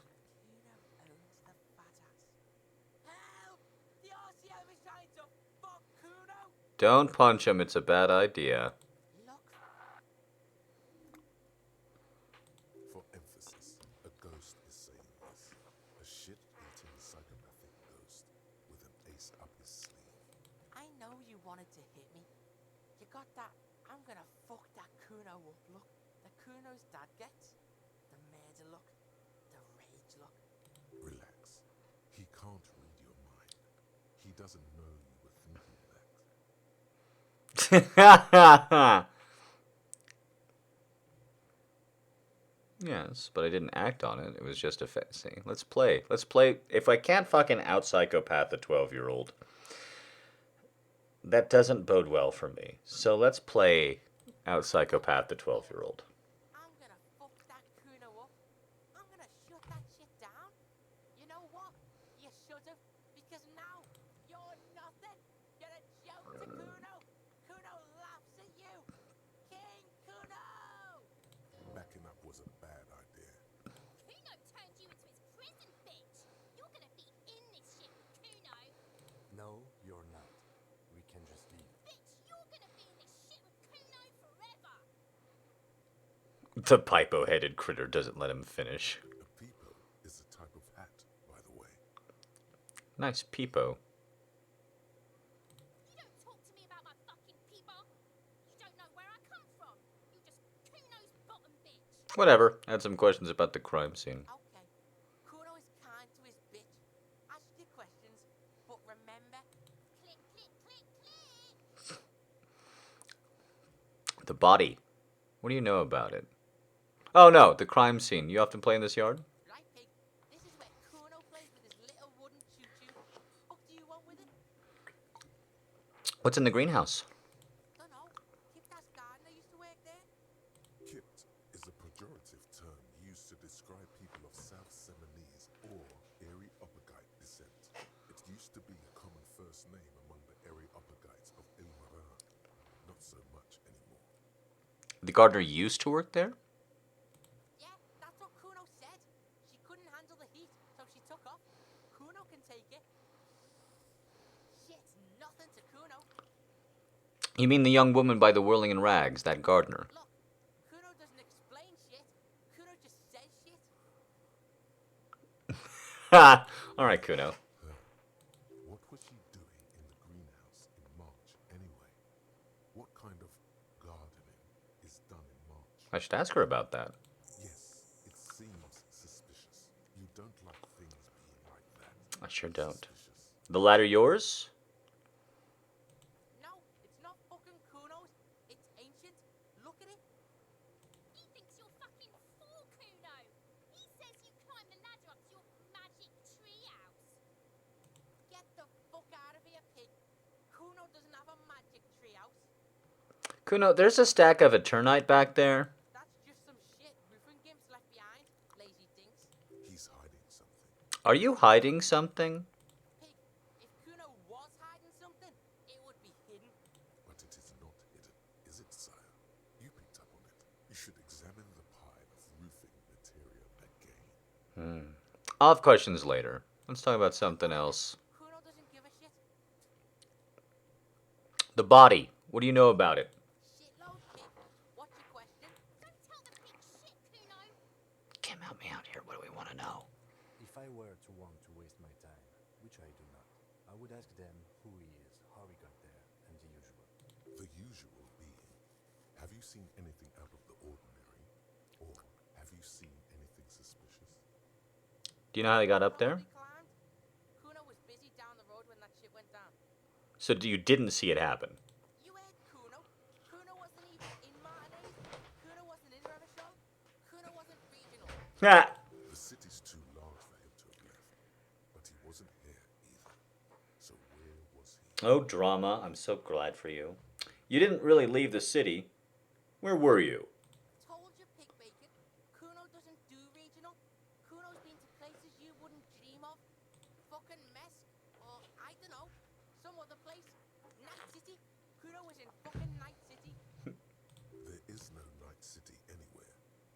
sounds like the name of a city in some pulp science fiction novel.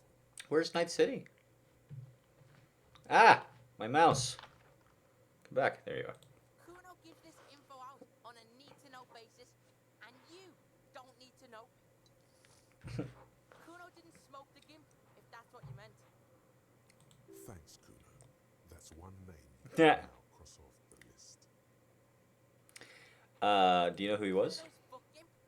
Kuno uses the fuck gimp for target practice. He's trying to hide the fact that he doesn't know. So you don't know anything, Kuno? Kuno knows all kinds of shit. Kuno's not a slick, that's all. Trying to make the Kuno sing into the popo phone. Popo phone. Popo phone! Have you seen anyone suspicious around? Just a couple of pigs sniffing around in the dirt. That seems pretty fucking suspicious to Kuno. Yeah, you tell the faggoty Kuno. Oh my god. Looks like you're a faggoty now, whatever that means. The suspicious question doesn't really work in antagonistic situations. Oh my god. Bye, Stormy. Thanks for coming on out. You're testing Kuno's patience here. Get lost. Okay, I'm off. Oh. No. Nah. Really? It's a 17% chance. And I just have to put points in. Oh, I want to try. I know we're not going to succeed. Let's find out what the fuck's going on with this kid. He's on your crime scene, bossing you around. And he's been here for some time too. This is where he hangs out. You have to get more out of him. He could be useful.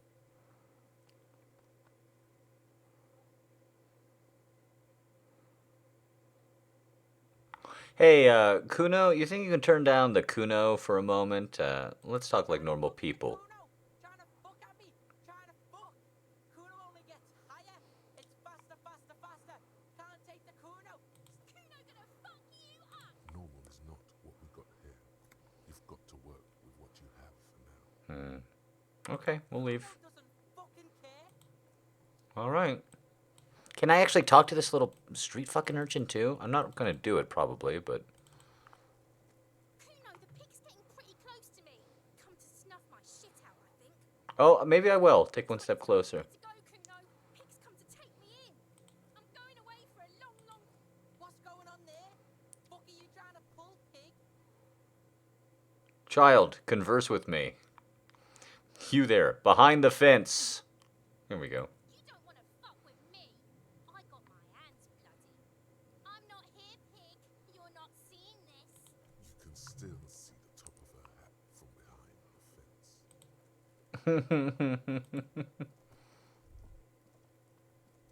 The corpse looks at you with bulging white eyes. The face around them does not look human. It's swollen and ready to burst. His lips are fish-like and his tongue like a ball gag in his mouth. You seem to be holding your breath. I'm gonna look him down. A cargo belt twists his neck at an unnatural angle. The body below appears stiff. It's letting out an ungodly rot. The smell seeps in even through your clenched nostrils. God, what is that? Why is it so bad? Active decay. It's okay to throw up, officer. No one is judging. He's about to blow. Cock's gonna blow, Kuno. Turn away and leave. Oh, I don't throw up? Okay. Alright, so you said look at this again. Let's look at this again. An inconspicuous pile of the roofing material Eternite. Alright, let's try, even though it's only 28%. Because it's nice and orderly, well-laid rhythmic pattern calms your mind. Mammals like this stuff. No, there's more to this. You get this strange feeling. What feeling? Hard to say. It's gone now. Feelings pass, you see. Okay.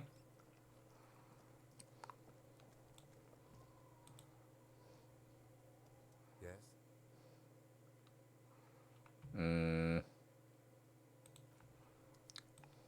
Alright, so we're supposed to get the corpse down. Is this different than that? I'm not seeing any way to interact with just a rope, so... There he still is, looking right through you. Alright, so I'm just gonna throw up. The smell is repulsive. It pushes in from your mouth, more instant and more familiar than anything you expected. More fever than odor. It fills your mind, flushing you from within. Let it out.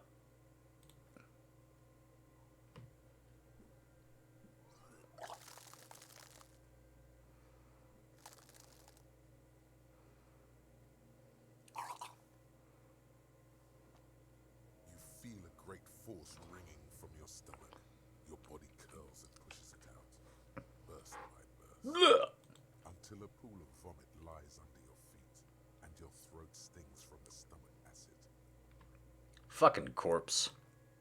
Keep it. Thank you. The hangover is clearly making these worse for you. You could use some ammonia to clear your head. You think some ammonia would help?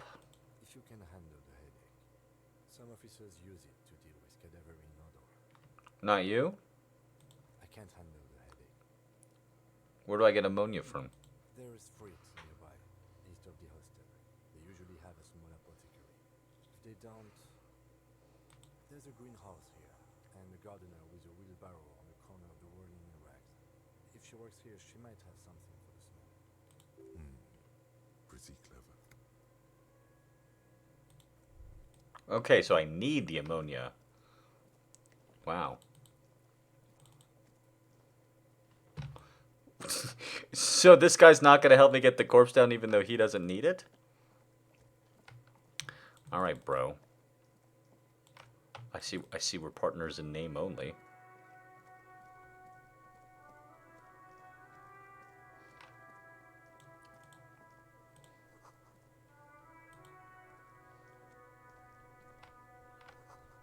Fuck the police, indeed. The RCM in Martinez. What can I help you with? You sound surprised. We don't see a lot of police around here. That's all. I have some questions for you. Of course. What can I help you with? My partner told you might have some ammonia. Can I have some? Sure. Oh, Done with it. nice. Go easy on that stuff. It gave me a terrible headache.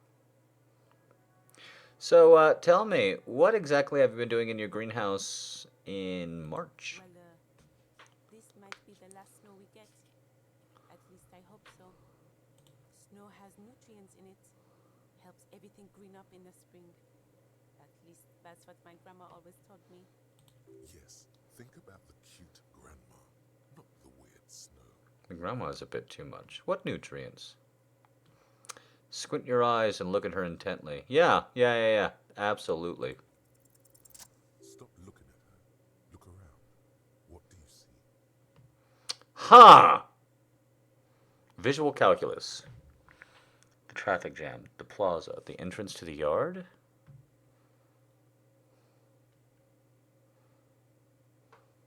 That's right. And the canal, the bookstore, the harbor gates. This is a great vantage point for keeping an eye on you. Huh. But I'll keep it to myself. No, I like manipulating. So, are you by any chance keeping an eye on us? No, of course not.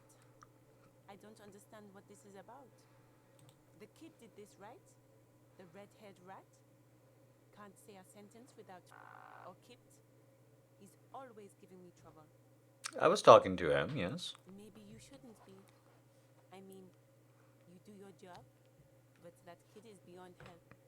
And he certainly won't help you. You've been resting here for quite a while, haven't you? Yes, I'm tired. I understand.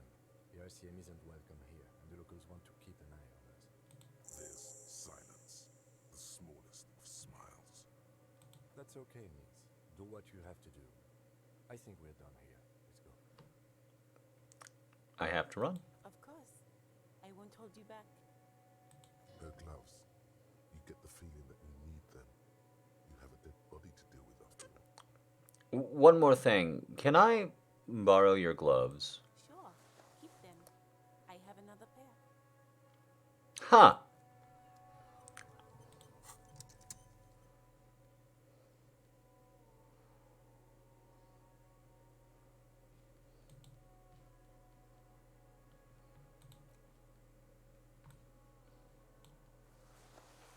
Interesting. Okay. Well, that ammonia went way better than I thought. I even got to steal some gloves.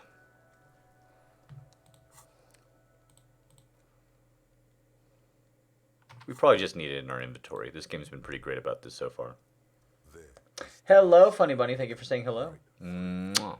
with his white eyes, the body below is entirely dedicated to that corpse smell. The ammonia only makes it worse. Oh no! The combination forces tears out of you. The second time, Oh no! when the vomiting is done, your cheeks are wet with tears. Oh no! Hope you weren't eating. The ammonia didn't help much. I don't think I want to be a cop anymore. Get a hold of yourself. The weight is reassuring, like a kernel on solid fortification. I've seen strong men turn themselves inside out for hours.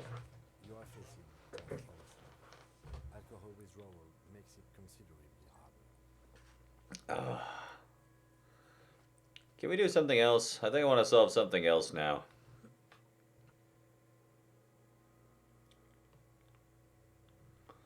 Why can't I keep this in if I've been a cop my whole I've life? seen captains puke their guts out. It never gets easier. You never get used to the smell. Every Monday is cadaver day. Throw up, investigate. Throw up, initial autopsy. Throw up, baguette. We investigate murders once a week. Then drive to the station. You Throw up on the way there if you didn't bag the thing tight enough. you seem to be fine. I think I've lost my sense of smell.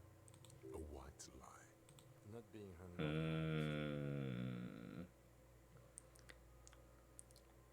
Can we do something else? I want to do something else. Good idea. Clear our heads. But before we can do that, you need to get your shit together. But I don't want to get my shit together. Okay. We should go talk to the locals. Find something. Volumetric shit compressor. It's protected right now. Give it half an hour. Get yourself together. Then come back and have another go. Okay. Internalize. Your shit is apart, and it's rather unbecoming of a cop. And the human being, it's supposed to be the opposite, that together, compressed in a small area to achieve a soul level of shit compression. Squeeze your butt cheeks together for 30 minutes. Do something similar with 2 hemispheres of your brain. Talk to people. Maybe that'll help. So we can just turn these on or off.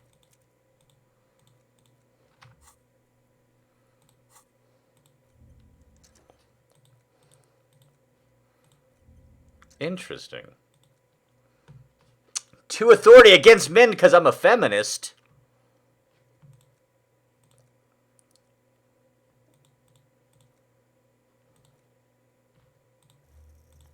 Alright, I don't know how long it takes to research something.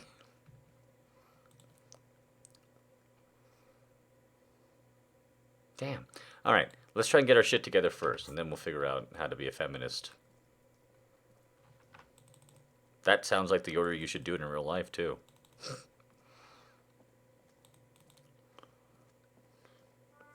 Sorry I took your gloves and ammonia just to not use them.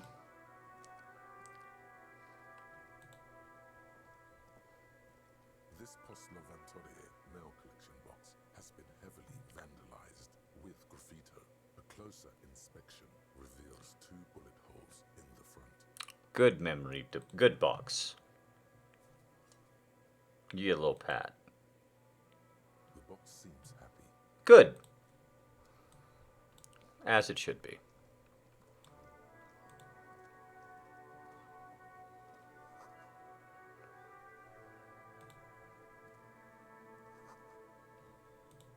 Selling books, urchin? Hello, sir. Hello. The store is open. Hello. Are you interested in a new and exciting book?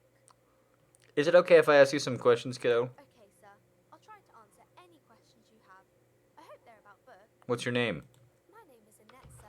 My mum, her name is Plaisance. She owns the store.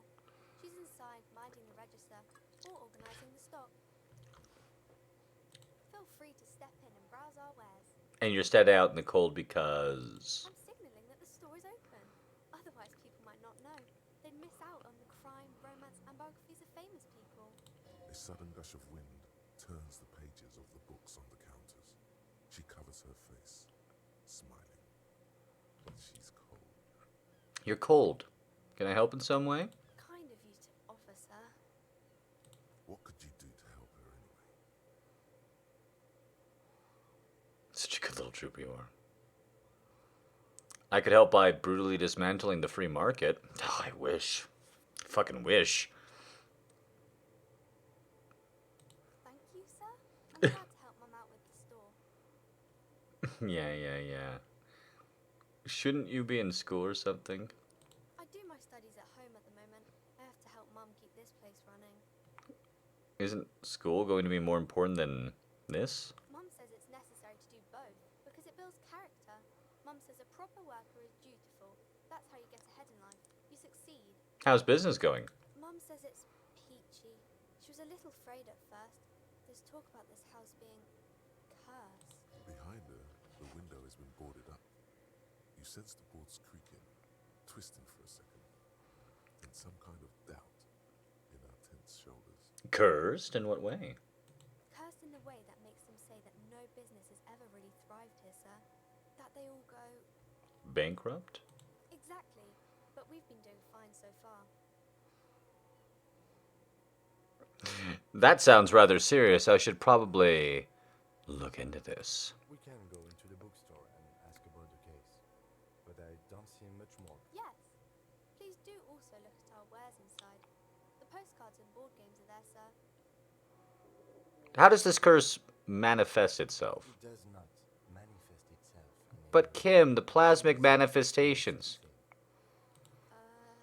Anything else you wanted to... What do you know about the other failed businesses? Mum doesn't allow me to sneak around in the back rooms or the cellar. Don't really know what's there.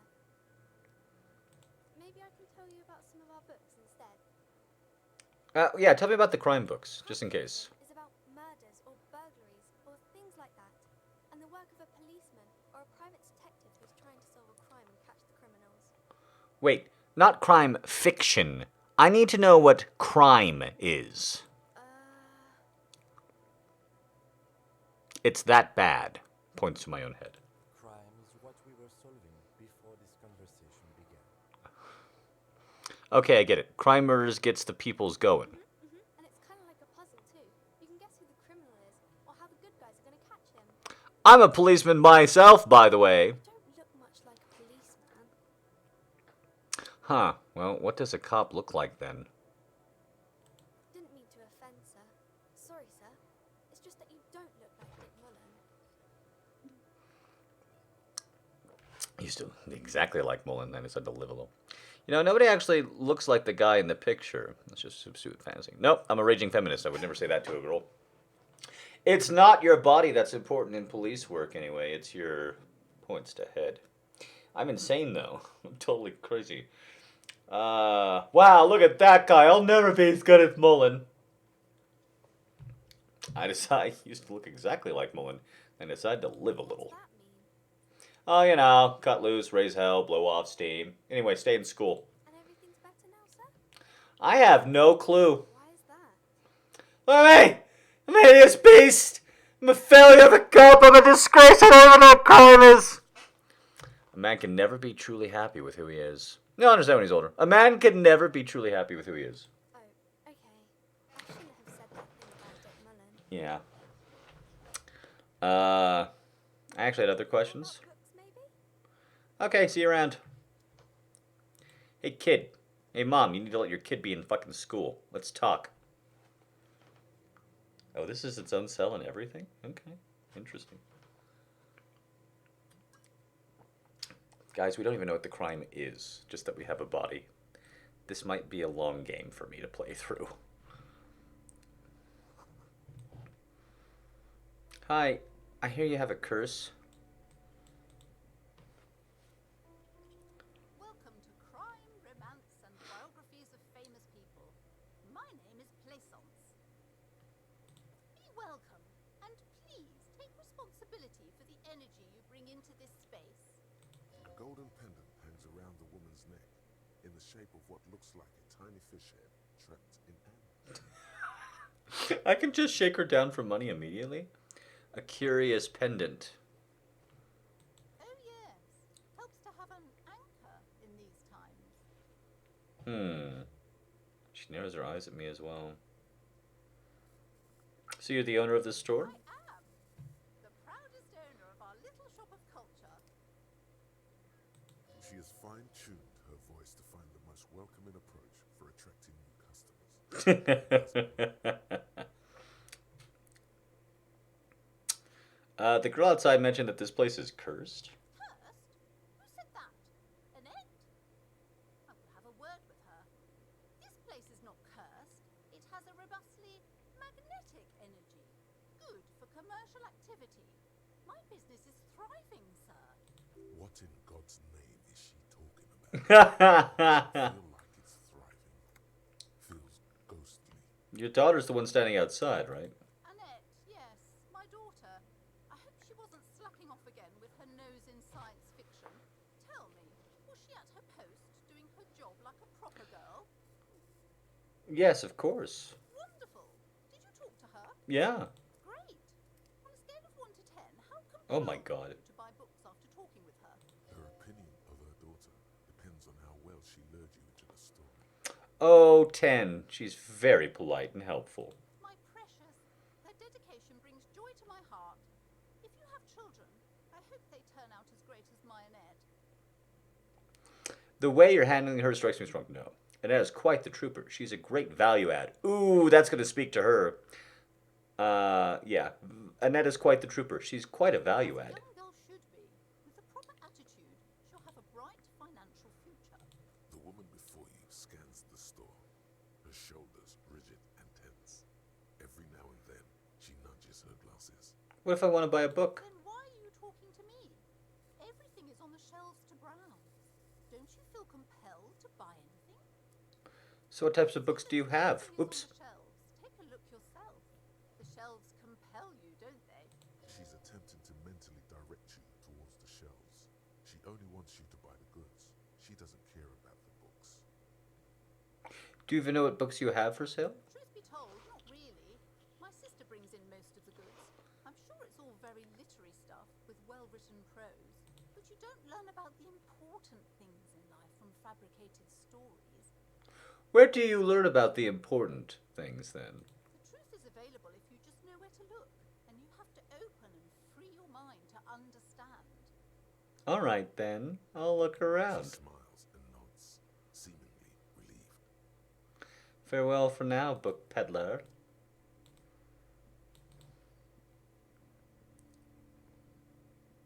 You see a set of tattered curtains blocking the way to another room. A strange cage-like trinket dangles from the curtains. Excuse me, officer. The back room is strictly for employees only. Better to ask forgiveness and permission. Examine the trinket. You see some kind of charm, an irregular polyhedron assembled from bones, sticks, and straw. Inside, a disturbing fish head with empty eye sockets stares at you. This is a traditional Seminese ward, meant to provide protection against ill luck, bad dreams, curses, and other supernatural scourges. And who are the Simonese? Inhabitants of Ile de Fantôme, the Seminine Islands down south. Aside from poking at it suspiciously, there is nothing else to do with the fishhead charm at this time. The curtains remain shut before you. Shopkeeper, what's behind these curtains? Nothing. Why aren't you browsing the books? Don't you feel compelled to look at the books? You ought to. She speaks almost as if she's trying to put a spell on you, urging you to buy more books. Oddly enough, the more she tries to draw you away from the curtains, the more alluring they become. We gonna pull them open, baby. Just as you're about to pull apart the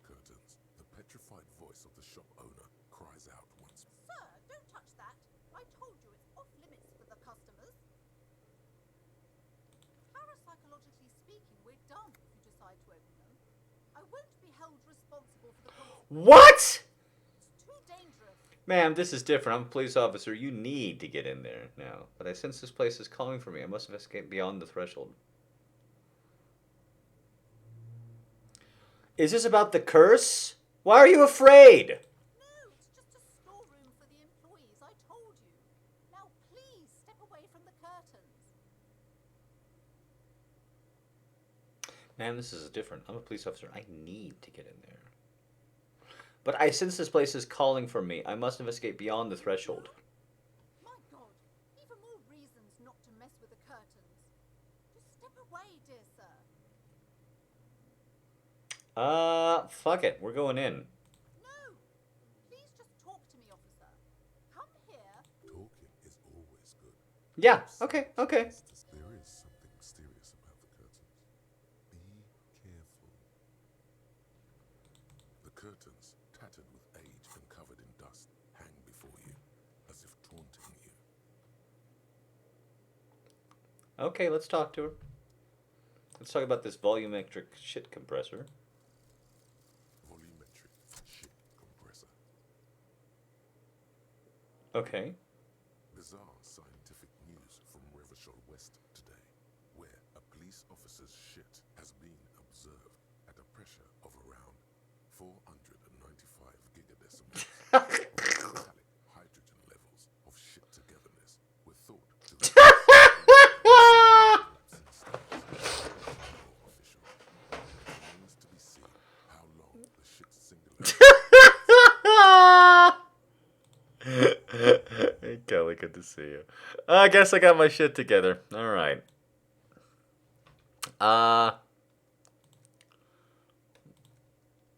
Let's become a feminist. THC? I want to use some THC to get better at this. I've earned it. Let's just do a little dab real quick on screen. I'm so curious what that voice is going to say about me becoming a feminist. Hey, I went to a bookstore owned by a woman. I talked to her and I became more of a feminist. Ooh.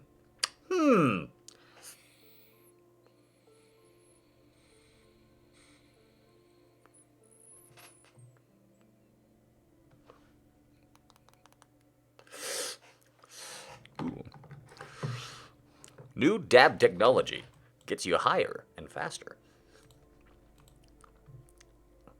Hello again, esteemed officer, and welcome to Crime, Romance, and Biography. What? Why are you so uptight about the curtains? I already told you, it's just a storage room for employees. I don't understand why it's so important to you. Just let it go, officer. Go buy some goddamn books. Drawn to the books. She recites it like it's a poem, or like she's playing a role she's grown tired of. Why are you still talking about the books? Are you trying to put spelling? If it's a storage room, why does it have a Siamese word protecting it? Yeah. Drama's telling me she's lying and she's bored with it, and she keeps repeating the same phrases. It's just for decoration. Okay, fine. It's because this place is cursed. Just like Annette said, they don't call it the doomed commercial area for nothing. Are you happy now, officer? Happy that you've ruined everything? Take it easy. You've broken her resistance.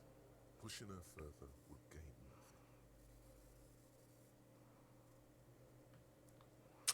How does this curse manifest itself? The curse is so much worse than you could imagine. It's a disease eating at the very foundation. Okay. It's the curse of financial distress, of ruin. She sounds like a fucking Ferengi. Didn't that curtain just move? Okay. What? That's my imagination, though. Oh no, that's my imagination saying that the curtain just moved. Oh shit.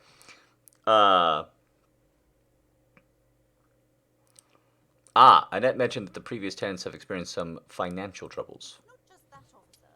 We're dealing with something supernatural here. Okay. It's the cacodemons feeding off bad business practices and disappointing income statements. Okay. There's something wrong with this building, I can tell you. Ever since I arrived, I've sensed an eerie, lingering presence, as if I was unwanted here. Sounds familiar. Strange. I feel unwanted too. What does it mean? Truly so? Perhaps the dark energies are leeching off you. You shouldn't stay in the store too long. It may be dangerous. Would you like me to take the case? I could investigate. I could see if the curse was actually, real. Most certainly not. I don't want anyone who's not familiar with psychic arts to get involved in this mess. Stay away. Leave the spirits be, so they can return to their slumber. My liege, you know what this case calls for? A paradetective.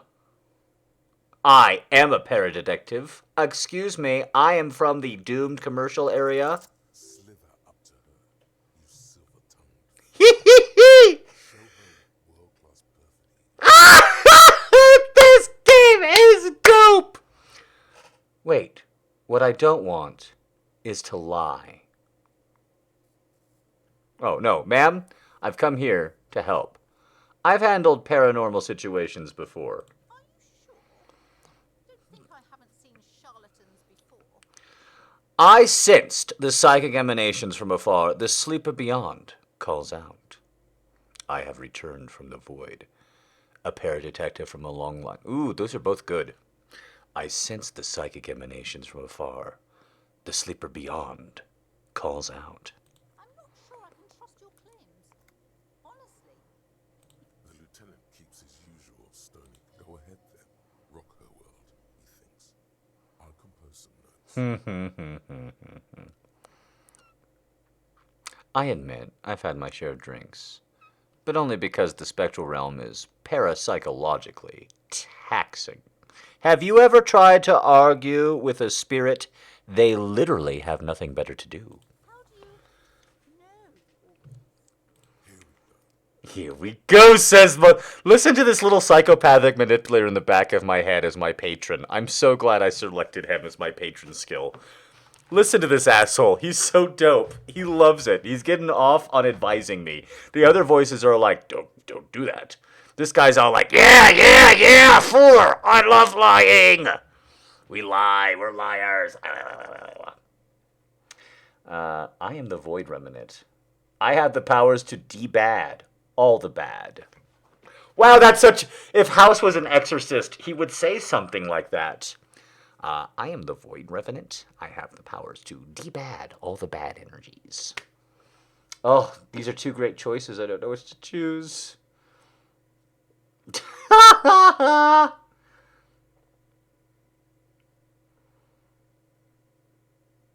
Yosemite's blood also runs through me. God, they're both so good. I feel like whichever I choose is going to be successful after I got that 92. But let's see. I'm the Void Remnant. A pattern lies within the fabric. The hand of fate guides us. Our meeting couldn't have been mere chance. Right, that. Truly are the one to deliver this woman from the doom. Oh, my imagination fucking peaking up. That's not a great sign. But I am not the only one at risk. I have to think of my daughter. You are certain you can help us? Oh, I want to rope Kim into this so bad. No, but I'm not. Kim can't lie for shit. No problem whatsoever. Your family is safe. The phantoms are no match for me. Good officer, then you might be our last hope. Do you swear it? On my honor. Thank you, sir. There's one more thing I haven't told you about yet. The entity. Mm-hmm. Do not act surprised. You know of these things, sire. Of course, the entity. For I have sensed its presence.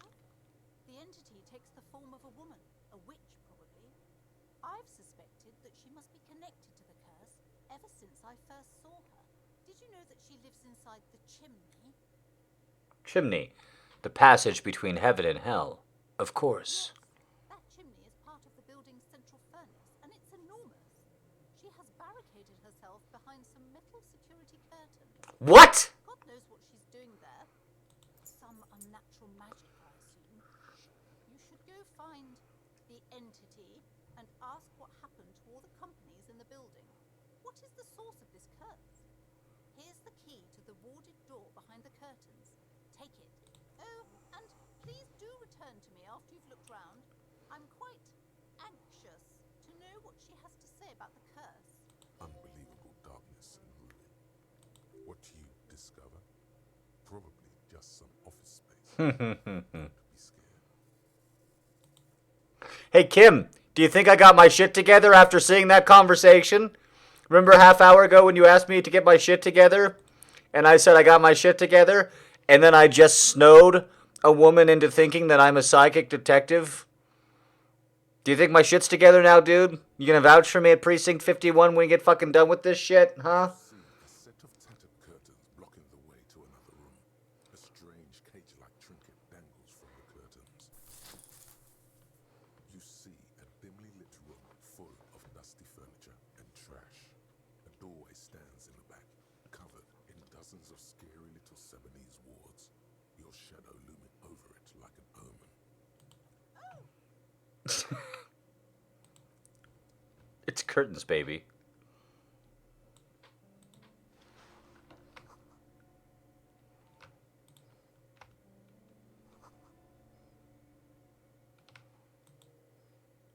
A heavy door with a missing handle stands before you, covered in dozens, if not hundreds, of Sebanese trinkets and charms. It appears to be locked. Only in Shave and a haircut. Unlock the door with the key. After exerting some force, you manage to turn the key. It's eerily silent. The door slides slightly open, letting a draft of cold air into the room. One of the worst movies of all time is Jason in Space. It's like Friday the 13th, like 10 or 8 or something. It's Jason in Space. Takes place in like the year 2300 on his spaceship. And it is awful. It's one of the worst movies I've ever seen in my life. It's like not redeemable in any way. But there's one joke where somebody goes, I think he's dead. I think we stopped him. And all of the, people are in the room together. And like one of the dumb blonde girls goes, why don't you just stick your head out and check?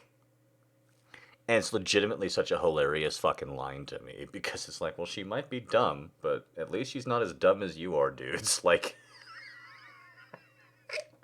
yeah, you think it's over. How about you check? And I'm just thinking about that because I'm all like, hey, Kim, you don't believe in ghosts and demons and curses. And I clearly fucking do. Like, a lot. So, why don't you get in there, dude? Kim, maybe you should go first. Detective, you're the one in charge. Kim ain't falling for that shit. Kim's got a good head on his shoulders. God damn it. They had to send me a competent partner.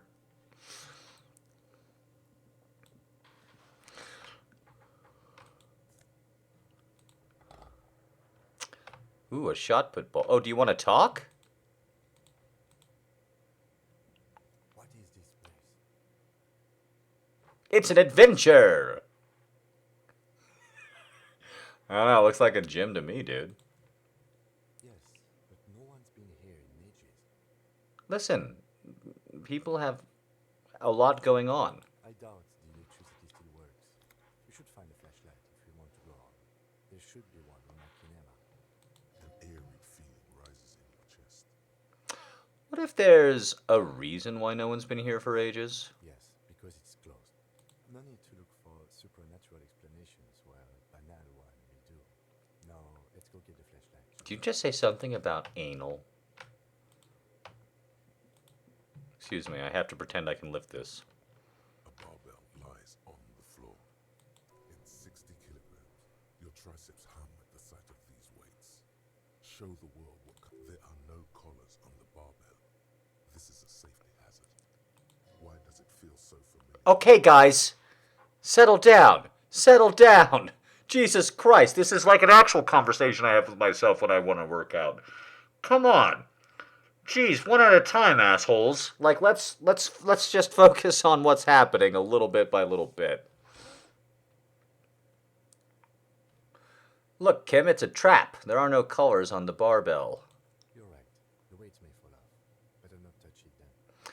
What kind of bastard would just remove the collars? It should be a felony. It would be a violation of EPIS safety regulations.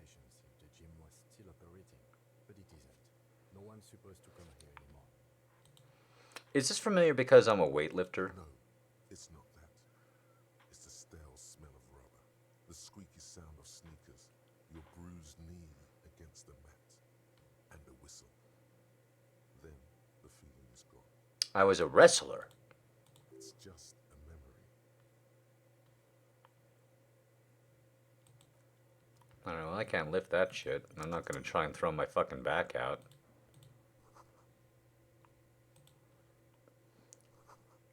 I'm getting a beer.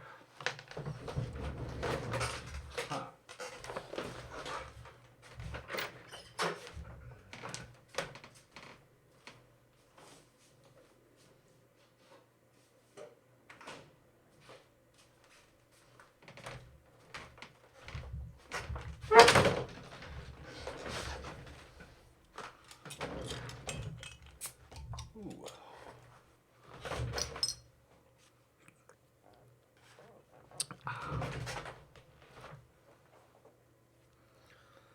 Okay. Well, there's like no music in this game. It comes in very rarely.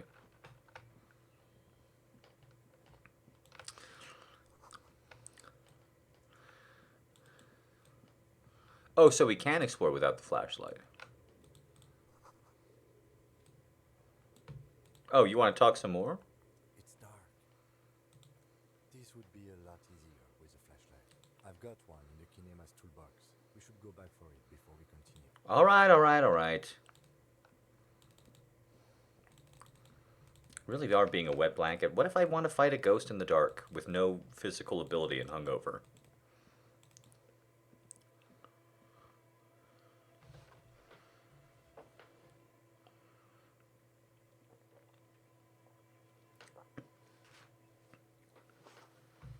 Okay, okay.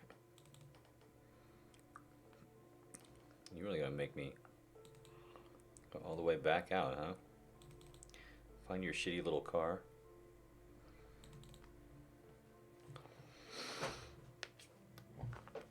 Oh!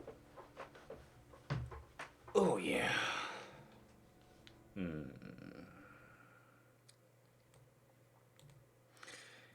Hey, your mother's a bee. I'm a feminist, by the way, I can say that.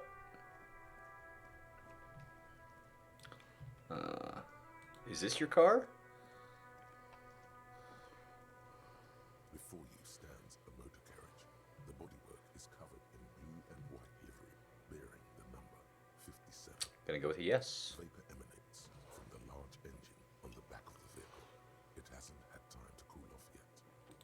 This must be the infernal machine that tore you from oblivion. The Caprice Kinema motor carriage. In the cabin, you are welcomed by a set of steering levers, a radio microphone on a hook, a pull-out toolbox under the seat, and the soft glow of the fuel preheater gauge. Pull out the A toolbox. metallic drawer slides out from under the seat and clicks into place. The tools inside are neatly organized. Take what you need, officer. It's going to be my case. I'm not protective of my tools, like some men are. He's clearly a little protective of his tools. But what can you do? Take the hand-cranked flashlight. It's robust, weatherproof, and well-made. Police issue, blue. Lets you see things in the dark you would otherwise miss. Chain cutters. Handles are long and sleek. Snap, snap, go the cutters in your hand. And the red-tipped pry bar. The pry bar feels nice and cold in your hand. Heavier than you'd think. Ooh. Useful for opening all sorts of doors and lids. The pull-out toolbox slides back into its nest. Preheater gauge casts a warm glow on the steering levers and the radio on its hook. Pick up the radio. Let's see if we can lie about my ID. And the green button labeled Prime Line glows like a feline eye. And then you hear something. The soft purr of electrical kittens. Radio waves cast far Electrical over kittens. the metropolis.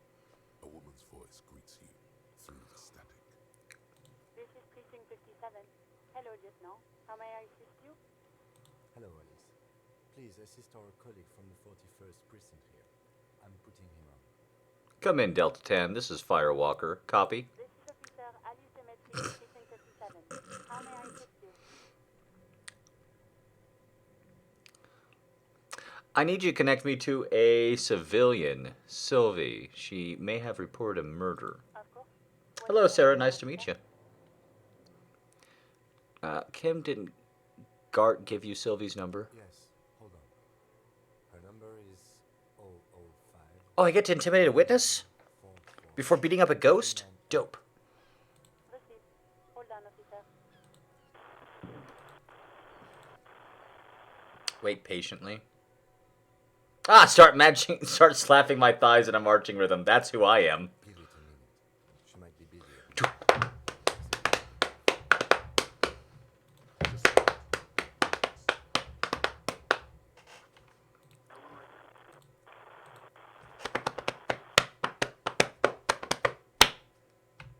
Officer, I have Suprema Laika on the line. Hey!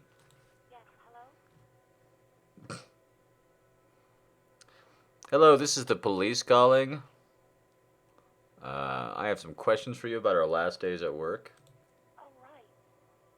Hello, officer. What can I do for you? You can hear resentment in her tone. She's not thrilled to be talking to you again. Was it you who called the police? No, not me. Do you know who made that call? No, sorry. I don't. Not a lot of people have phones around here. Copper thieves take the wires. People don't have the money to have the cables put in again. They use the Union's phone, or the one on the coast. So the Union has a phone, and there's one further down the coast. Got it. It was someone else.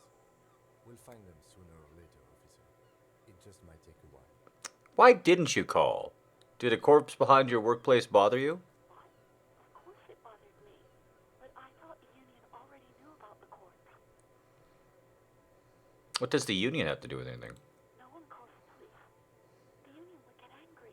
What do you mean by that? What the Union says goes. People listen to them and they take care of their own, which is like everyone here. Yeah, this game is dope. Yeah, not you. We don't listen to you.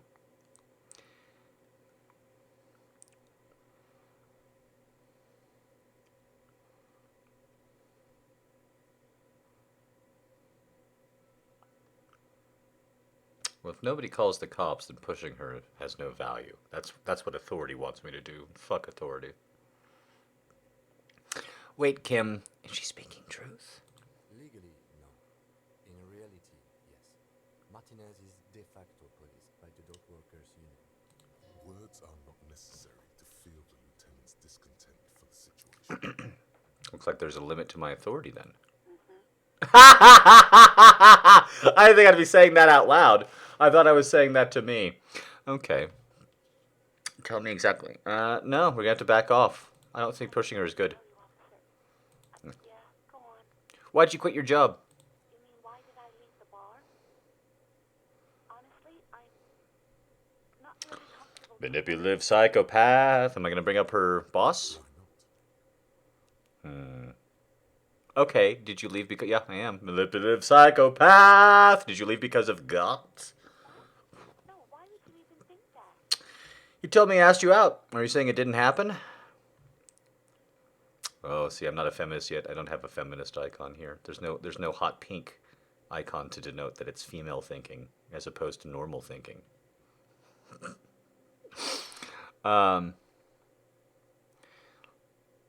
He told me to ask you out. Are you saying that didn't happen? Please, don't bring Garth into this. It's not. I already said I don't want to talk about this. I think I've got everything I need. Thank you. I do hope so. Please, Ooh. don't call me again. Bye. Wait, why does she seem angry with me? Yes, you have obviously done something to upset her at the Whirling in Rags when she was still working. Wait, before you go, you're mad at me, right? Tell me, what did I do? I can't remember. I'm not mad. It's just you were so drunk and so emotional all the time, and then the Stewart thing happened. Just made me want to quit. Wait, you're telling me that I was the one who made you want to quit? Obviously, you were the worst client I've ever seen. What? I've seen so many Wow! in this place. I've had sailors fighting, union guys grabbing my ass, kids stealing booze. Once a guy was glued to the karaoke machine every night. Oh, wow. Guys, if I played a dumb cop, I would have no idea. And I would honestly think, as a guy playing a dumb cop with the information I got, that she really just wasn't comfortable there. Not that she left because of me and my boorish behavior. Go on. I want to know what I did. Well, you were worse than all of them. Honestly, you were getting borderline aggressive. Holy shit! Even about little things like not turning down the volume at 3 a.m. I even liked one of those songs you kept listening to on repeat. No more. I guess I know what song I'm going to be singing for karaoke. We Go On by the O.O. I can't listen to it anymore. You've turned it into a parody. Right. Sorry about that song. The hell with that song. Then there was your room. Your project. An experiment to see how bad it can get in there. I tried to send the cleaner, but you wouldn't let me. Threatened to make me understand. I had no idea what you meant, and I don't want to know. Wow. And I am a psychopath. being the most boring person alive and how everyone leaves you because you're just so boring. I'm sorry. Sounds right. And then I had to deal with Oh, she didn't even hear it. the one you clogged with police I don't blame her. documents causing water damage downstairs in the kitchen. I won't even mention you waving your gun around, harassing customers, Police documents? karaoke, threatening to kill yourself. Oof. The ones I had to rent out of your toilet. What happened to them? Damn it, I don't remember what I did to your damn papers. I don't remember every little thing I do. Especially when there's a hurricane loose. It's your fault for losing them, not mine. Something in you wants to immediately forget about this, as if there was a reason you threw them away. Okay, I get it. I wasn't a very good tenant. No, you really weren't. You were simply the worst. Tavern wench. I am truly sorry for everything, Sylvie. When I manipulate people, I want to do it intentionally. God, I knew I shouldn't have brought it up. Just try not to call me again, and let's pretend it never happened. Tell me about the skua thing. That bird, the big skua, you threw it against the wall while screaming, "Fuck that bird," and laughing like a maniac. I think you said it had been giving you shit ever since you got there. Sounds like me, all right. Didn't seem like you had fun doing it, though. When I spoke to Gart, it seemed like he thought you left because of him. Wait, really? No, this is absolutely not true. I like God. Didn't he cross a line when he asked you out? No, I was actually flattered. There's a pause. You can almost see her. I didn't know what to say to him later. Then you came and destroyed the place. So I left without explaining. I can tell him. He'll probably help me with my papers. Okay, but please don't mess it up. Please don't take out your gun or something. Hey, did I sing anything else? All sorts of things. Some disco, rock too. So much disco and rock. There was this one particular song, though. Which one would that be? It was really sad. Sad? I think the one you mean is the smallest church in San Francisco. Butchered that right up. Interesting. You still have to find it, however. Thank you so much, Sylvie. You have been a tremendous help. I have to go eat a ghost. You hear a sigh of relief on the other end of the radio. Wordless. The Well, thank you so much, Braves. The already familiar voice. Anything else I can help you with, officer? Actually, yes, I need to talk to my boss now that I solved a crime in playing matchmaker. A scrawny old man sits in a dusty cubicle, smoking, with a large white rectangle sewn on his vest.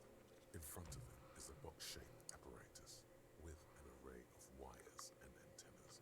The radio switchboard. The man uses relay code. You've got this. You're a cop, and cops know relay code. 10-4, Station 41. I've got urgent business. Over.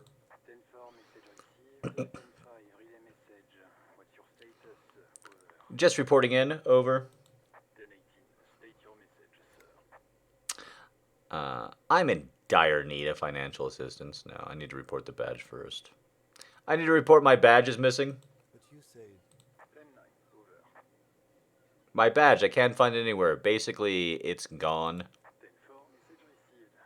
This is a very serious situation. I need to 1022 the captain. Over. Is it him? What does he want? Says he lost his badge and needs to report it. He what? He lost his badge? Say nothing. Who lost his badge? Dick fucking Mullen. Who do you think? It's Officer Dick Mullen from the bestseller Dick Mullen and the Lost Identity. Dick Mullen is not your name. It's the name of a fictional detective who would not lose his badge. Defend yourself.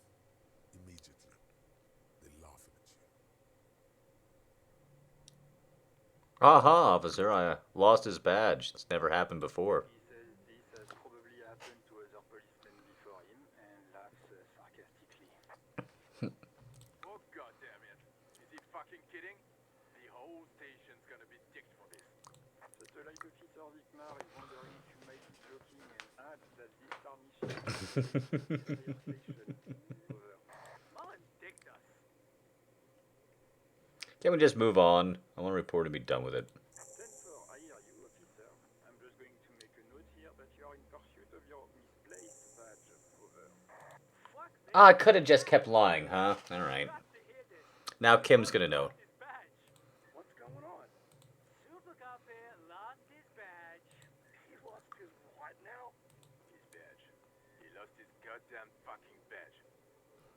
Can you all just stop saying that I lost my badge for like 1 second? He asks you to please stop saying he lost his badge. Why? Did he find it?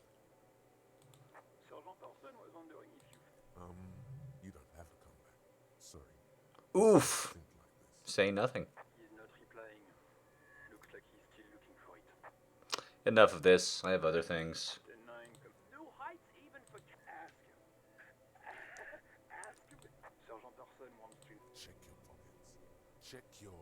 Oh god, it's not here. Know where it is, do you? Okay, it's gone. Don't sweat it, brother. Oh no! You don't need a gun to have fun. We can still have fun.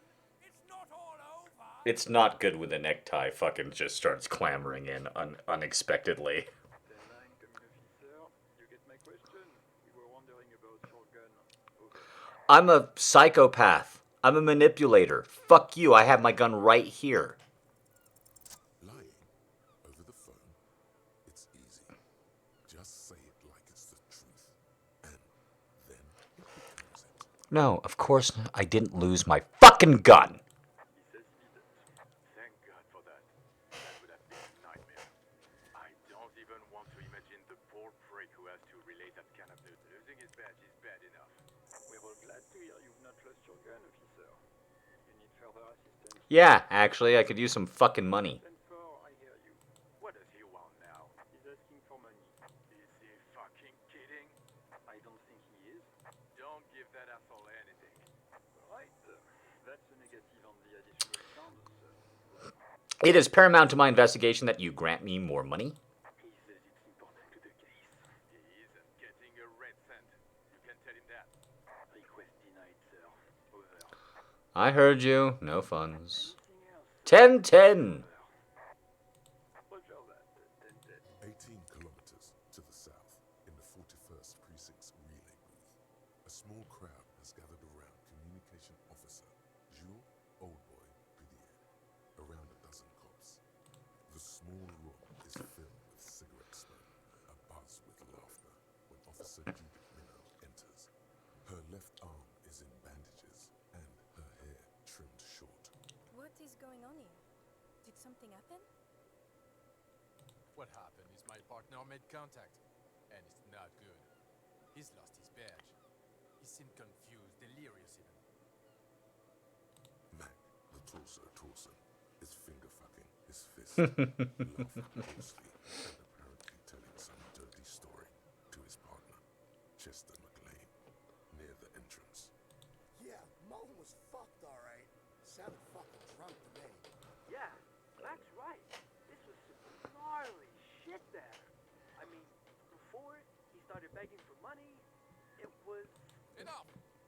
None of this is funny. It's fucking sad. That's what it is. He's a cop. must help him. Yeah? How do you fucking plan to do that, huh? Get him off the drink? Go jogging with him in the morning and get him on carrot juice? He's a lost man. I just know we can't give up on him when he's at his weakest. He wouldn't. Mac, man the door. You know what he told me? I don't want to get better. I want to get worse. This shit does not leave this room. Not a word of this to the captain. Or anyone else. We'll give him a couple of days to pull his shit together. I guess I can hold off the report for a few days. Good. Okay, everybody. Nothing but a prank call here. We all got our laughs. Now get back to work. Far north, on the other side of the motorway, the officer quietly hunches with his hand in the motor carriage. That was insulting. That hurt me. I'm so glad I waited to play this game when I had voice acting, though.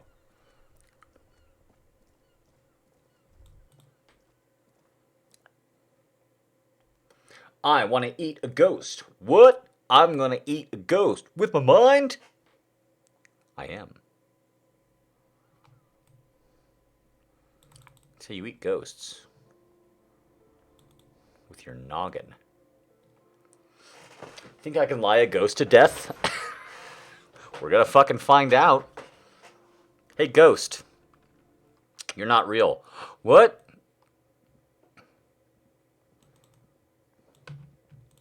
Yeah, I don't even see you.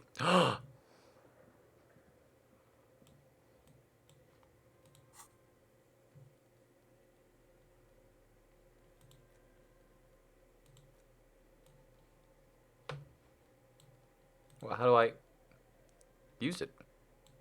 Oh, held. There we go. Oh, dope. Oh, dope. Oh, dope. Oh, that's cool. Oh, that's fun. That's a cute. Yeah, and how he turns is how he holds the. Yeah, yeah. Oh, the shadows are also pretty good too. Look at that. Oh, that's fun.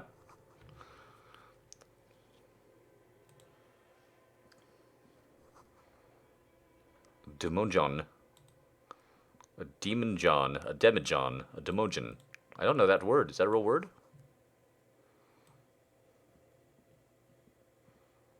A demijon.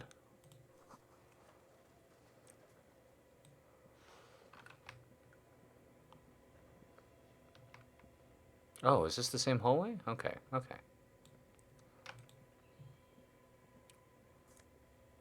Ooh. I found money. She wore blue velvet. Come here. Are you a safe? Appears to be some kind of machine with a cube-shaped heart and a wired framework. The keyboard has a rectangular on-off button. A piece of paper still hangs from the printer. A radio computer. Just sitting here without anyone inside. Do you think I should turn it on? We have one of these down at the station, but I never really learned how to use it. The machine lights up like some prehistoric animal stirring from its slumber, revealing fluorescent play and print keys on the keyboard. The hatch on the machine's central compartment is wide open. Let's print out whatever somebody else was just doing. That's what they always do in detective stories. Nothing happens. Okay, press play. Nothing happens. Press play again. Nothing happens. Look inside that compartment. Like a beehive without its brood. This is where the memory should go. Okay.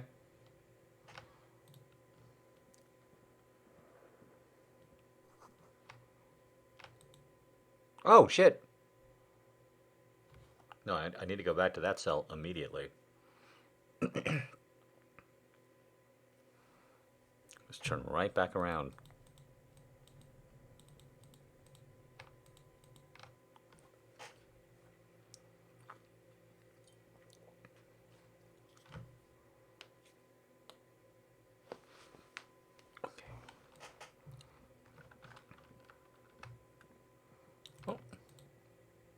Your flashlight slides over an old green chalkboard covered in scribbles. Look at that fucking elf. Schemes like some ancient cave mural. Some of the writing has faded with age, but you can still make out sections Let's look at the notes. And drawings have been pinned to the board. The handwriting is only partly legible, but you can still make out 3 slogans: Call in, tune out, Wirral untethered, and Heat Death of the Universe. Okay. This is a monthly calendar from the year 50. Cryptic words like sprint, daily minimi, and GPI span the marker-drawn grid, the grand scheme of production and money. Okay. Minimi stands for a mini-meeting. It's part of a bigger framework for managing work called RUN. Station 41 tried to implement it a few years ago, but as time goes on, the numbers in the boxes grow rarer and rarer. The board becomes an empty snowfield in the final days. Only failure and regret dwell in this region. Looks like they didn't make it. A note in the bottom left corner of the chalkboard says, "See the prod schedule filament for details." Let's look at the photos. The photo card depicts barren, icy landscapes wrapped in perpetual night. You see permafrost and glacial landforms, dead trees grown in under the snow. Entire oceans have been frozen from shore to shore. There are pictures of settlements on dried-up riverbeds, abandoned in a storm. Animal corpses in the dark, carcasses and bones. You see primitive oileries built into glaciers, boreal dvor, yurts under the snow, great mammoth-like beasts of burden. A pinned postcard reads, "The heat death scenario. A desperate fight for geothermal energy engulfs the world as Wirral becomes untethered from its sun, drifting through the universe."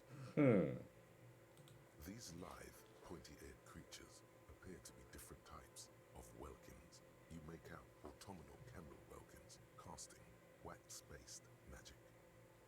Translucent Welkins with organs shining under their skin. And even ether Welkins hailing from the vast emptiness of sidereal space. Who are all those creatures?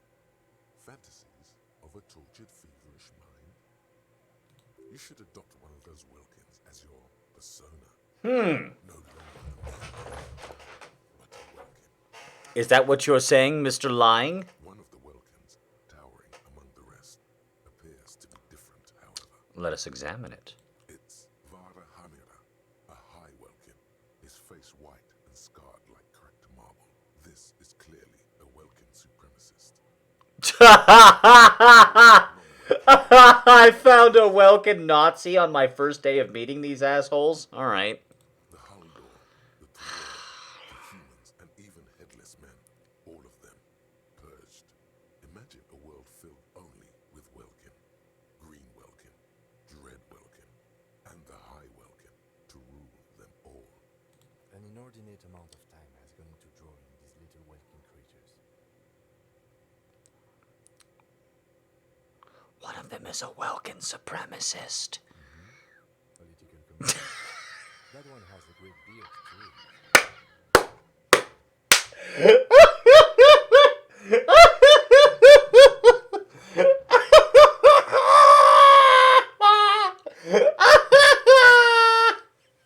I can't believe that was a word-for-word quote from my character.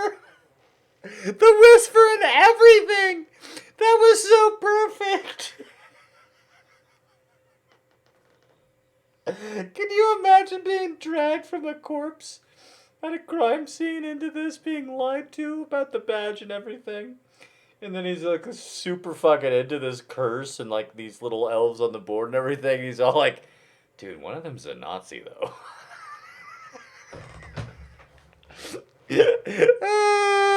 Kim is a fucking G. He just goes right along with it. Uh-huh. This looks like concept art for a project. It's not Why would anyone spend so much time on this? Some people really like building a world, I think. Even if it's just for a game. It's commentary on Disco Elysium. Well, this has been educational. Let's move on. Just look at those details. So much effort. And for what? All gone.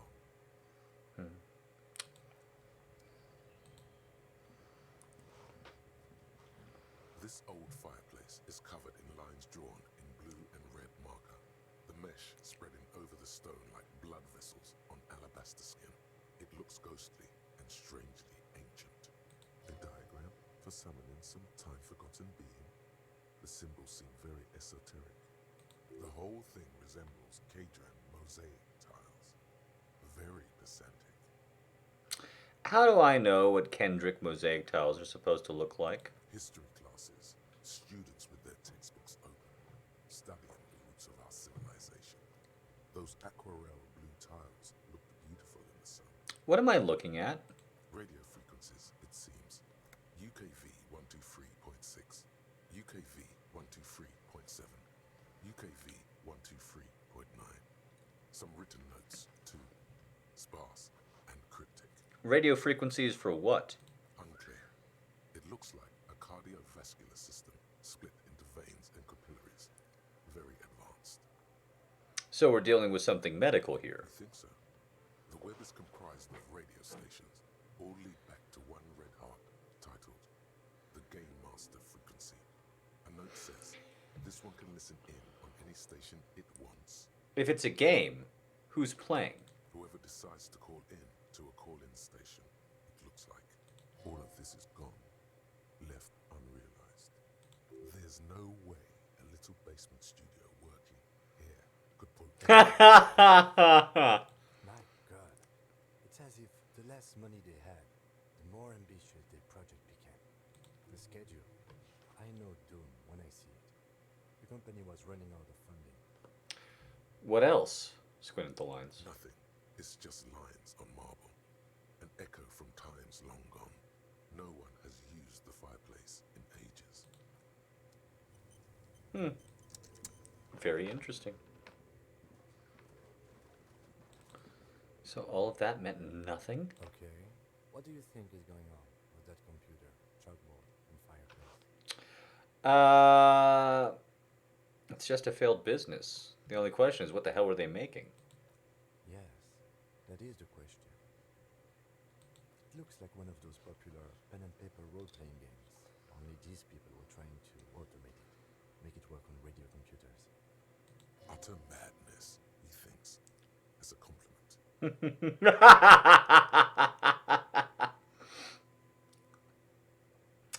Has anyone ever done this before? Not to my knowledge. They make automated games in Graz, Messina, Königstein. You know, places with industry. Not in Revachol West, among the ruins. But I don't think anyone has attempted to create an inter-isolary game before. We just don't have the technology. This was a role-playing game? Indeed. Those Welkins are a dead giveaway. Role-playing people love that stuff. The world looks like a modified version of the We Were board game, with hit death thrown in. Super cool.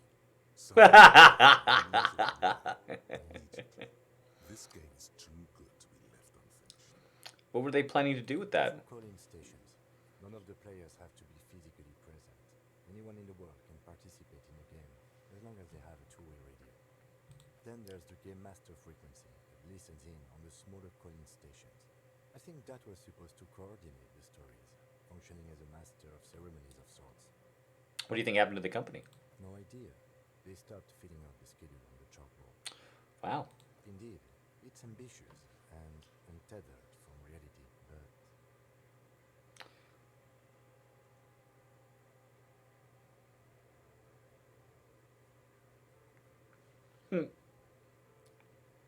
The world is cold and lonely. This would keep it company.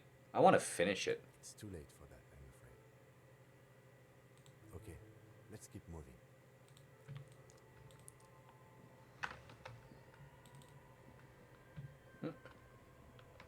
Wait, how do I get in here?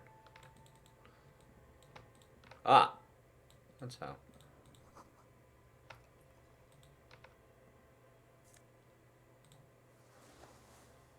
Ooh. Oh, so I just had a conversation about what this was about before I get to plug this in?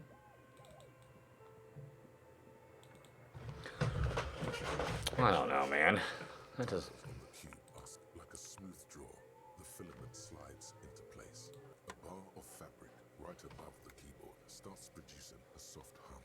The sound of static seeps through the machine's planar magnetic driver.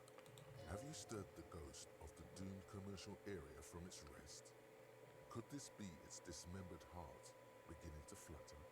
The static gets louder, slowly filling up the abandoned hall, until a voice speaks out, crackling and old, cutting into the air. Good afternoon. Fortress accident en rue de Saint-Ghislaine. This is East Indian Repeater Station 1. Please repeat. Is this the production schedule? Are you a machine or are you alive? Yes, I am alive. I am 74 years old and my name is Yvonne. Now please repeat.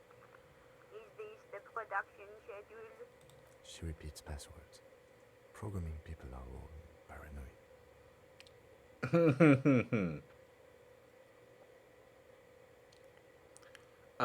Yvonne, my partner tells me that you are here because radio computer guys are all paranoid. Is that true? They are merely cautious. It's my job to protect their filaments as a password repeater at the East Insulindian Station. Okay, but where are you? How do I know where I I am? work as a repeater at the East Insulindian Repeater Station. It's my job to know where you are, Fortress Accident. Fortress Accident.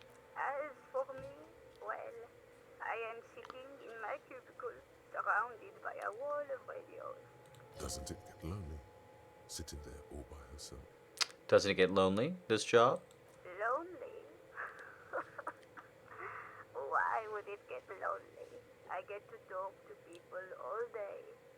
That's why she does this. Now please tell me the reason for your call, Fortress Accident. Why did you call me Fortress Accident? Fortress Accident is the company on whose name the terminal you are currently using has been registered to. Do you have any other information about this company? One moment. Fortress Accident SCI produces revolutionary interactive calling radio games. That's what the catalog says. That's not bad. Wow, so conceptual, said conceptualization. And what's that? This interactive call-in radio game? Any other questions? What's the production schedule? The filament you have inserted into the reader. You mean the glowing thing I put inside? Yes. Is that the production schedule? I don't know.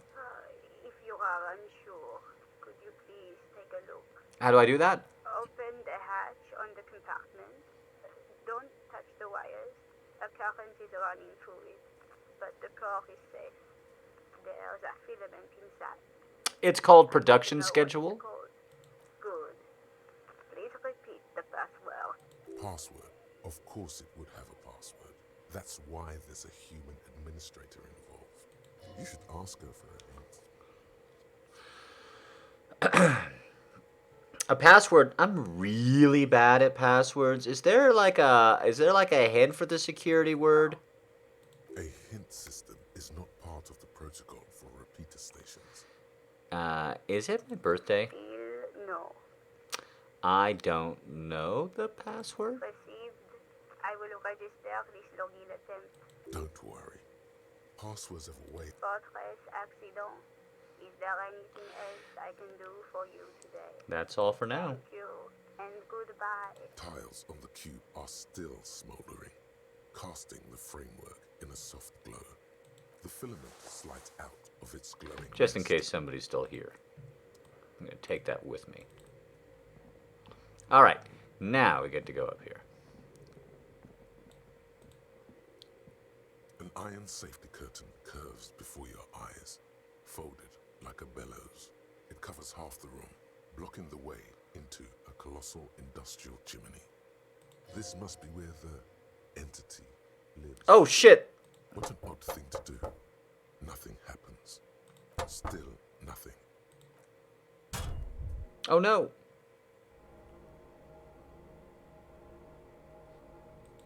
Huh? Those curtains prove to be surprising. That killed me? Punching a door? Punching a door killed me. Punching a door. Punching a door killed me. I punched a door and I died from it. It's like the Nice Guys. I'm that weak. If this is really an entrance to the chimney, then there must be a furnace somewhere as well. I better talk my way out of everything. If punching a door kills me, I'm so fucked. Can you please try to refrain from attacking random Fuck you, yes, obviously! The door just want to fight to the death! Obviously, I'm gonna avoid every kind of goddamn attack!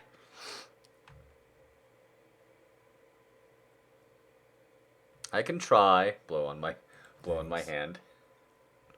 In any case, there's no way we can get in right now.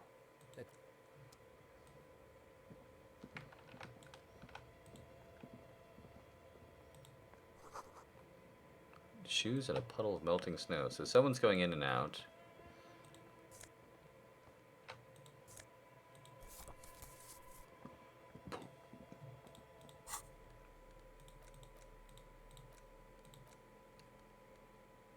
Okay, I can sell it for $1.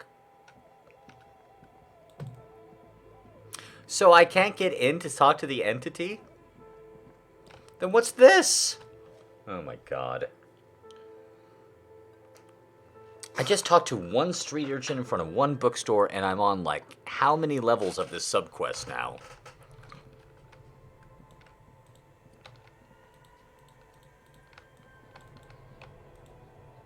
Fun. Here. Yes. Open up the bear. It's a bear fridge. A terrifying ice bear with a strange compartment in its belly. The door is covered in frost, and the bear's eyes are glowing red. The bear looks oddly realistic. Is it taxidermy? What is this thing? It looks like a giant ice bear. The lieutenant doesn't answer. His eyes are glued to the animal. A sharp slice of light shines out from its mysterious belly door. I'm gonna leave the belly door alone just until I explore just a little bit more.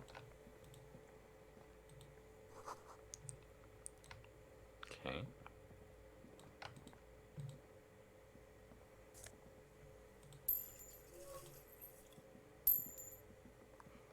Lots of money. Just lying around, that's nice. Okay. Ice cream makers and freezers. Into the breaker box. The red one leads off into the darkness, and the black. Don't rip the red one out. You'll awaken the ghosts. My imagination is dumb. Imagination is just dumb in this fucking game. Okay. We will wait a second. Is that a way out? Probably. Oof.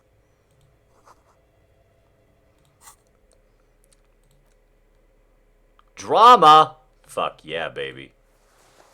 Oh, fuck yeah. That loud-ass tie over that mesh tank top is fucking hilarious. Let's just... Oh, yeah. Daddy is here to play.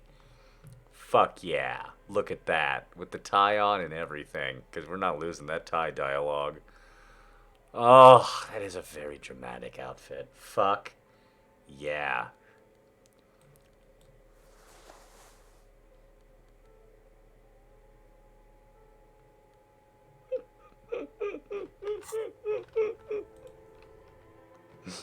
Where is this possibly leading?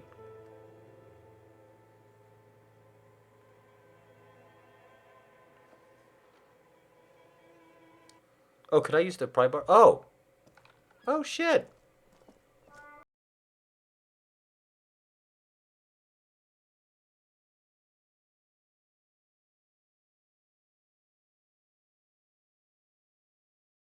Anymore. Weren't you just... Yes, I was. Why do you have your flashlight on? I'm a drunk. Leave me alone.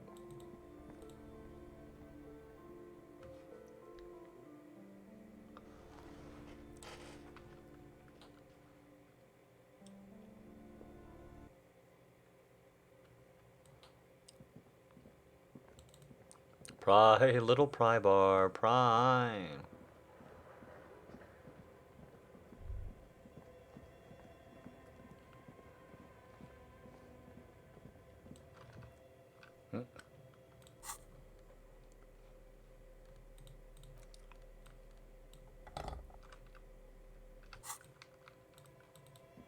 Does that work? As before, an iron safety curtain curves before your eyes. Nope.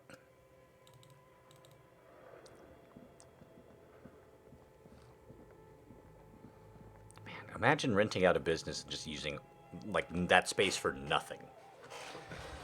Do you think we're gonna get to the bottom of why she keeps saying buy a book like it's a spell? Buy a book. What? Buy a book. Why?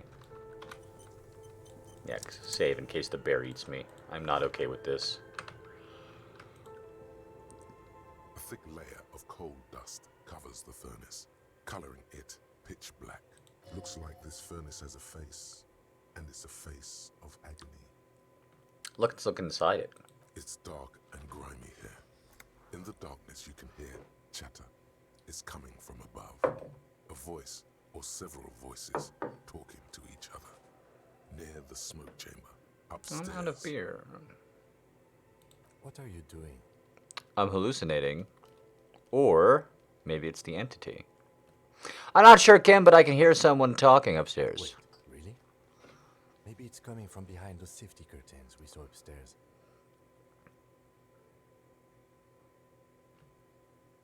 Nope.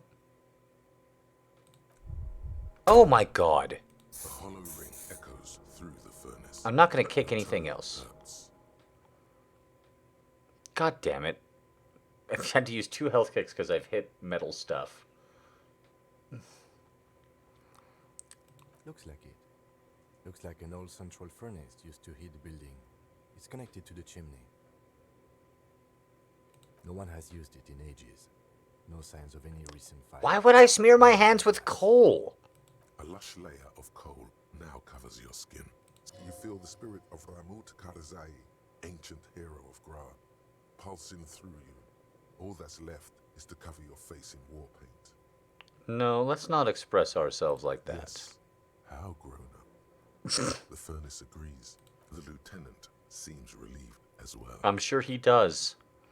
After watching me kick and almost bleed out twice, I'm sure this is a good moment for him. Alright. You're right. The rooms do look like they're connected. But malignant entities don't exist. At least not the supernatural kind. Always has to be the skeptic, this man.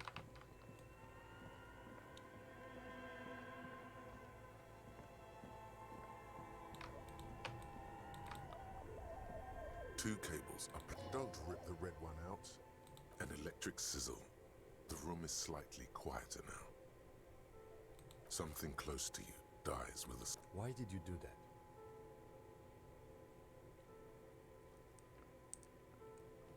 I don't know why I'm plugged in. I do things without any reason. Raises his brows, but doesn't say anything. The electric distribution board now has 1 cable missing.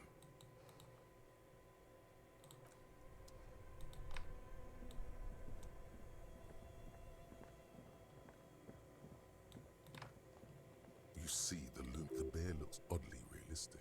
A faint waft of cold air rolls out. You hear the sound of dripping water. This is the inside of a defrosting refrigerator. The lieutenant takes a peek inside. Relax, Kim. His It's a hand fridge. has found the holster of his gun. Of course, just a giant ice bear-shaped fridge. Let's take a look inside. The shelves are empty. All you see are crumpled ice cream wrappers with the brand name, Revachol Ice City. A handwritten note has been attached to the door. The fridge is huge. Take the note from the door. You pocket the note and the little fridge magnets keeping it on the door. Examine one of the ice cream wrappers. A friendly cartoon bear smiles back at you from a glossy cellophane wrapper. It looks nothing like the fridge. What is a giant bear-shaped fridge doing in an abandoned cellar in the first place? Good question. It looks like an ice cream fridge. Do you think they're trying to sell ice cream from a hyper-carnivore? I know. What an unfortunate marketing choice. At least it's not running them a loss anymore, now that you've unplugged the cable. The fridge sits empty before you, an overindulgent wardrobe, now that the cooling systems aren't active.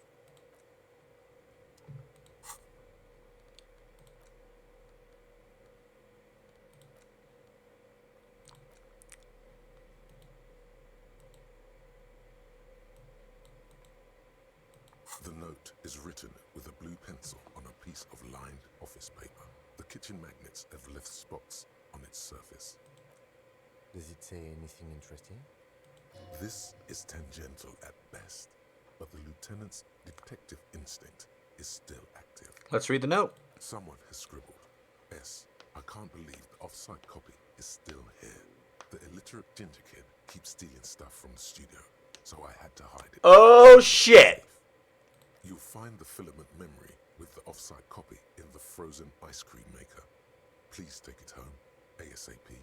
It's important. I'd do it myself if I lived in a civilized place with a freezer. Take care, Sully Swaff. What's a filament memory? It belongs inside a radio computer, storing its memory. It's like a tape. You listen to disco tapes, right? It's like one of your disco tapes, only for a computer. Do you have any idea where the frozen ice cream maker could be? I don't know. I assume it's somewhere close to the ice bear fridge. Didn't you see one right next to the breaker box? Who's the illiterate ginger kid? Really? You don't have a single guess? You mean Como? Oh, I'm sure that child would love to get his hands on a filament memory. Even if he doesn't know what to do with it, he'd probably try to pawn it for speed, based on our encounter. Who do you think wrote the note? Looks like someone from that radio game company upstairs. I'm a little surprised they just left their property lying here. Maybe they had to leave in a hurry. That's a plausible hypothesis.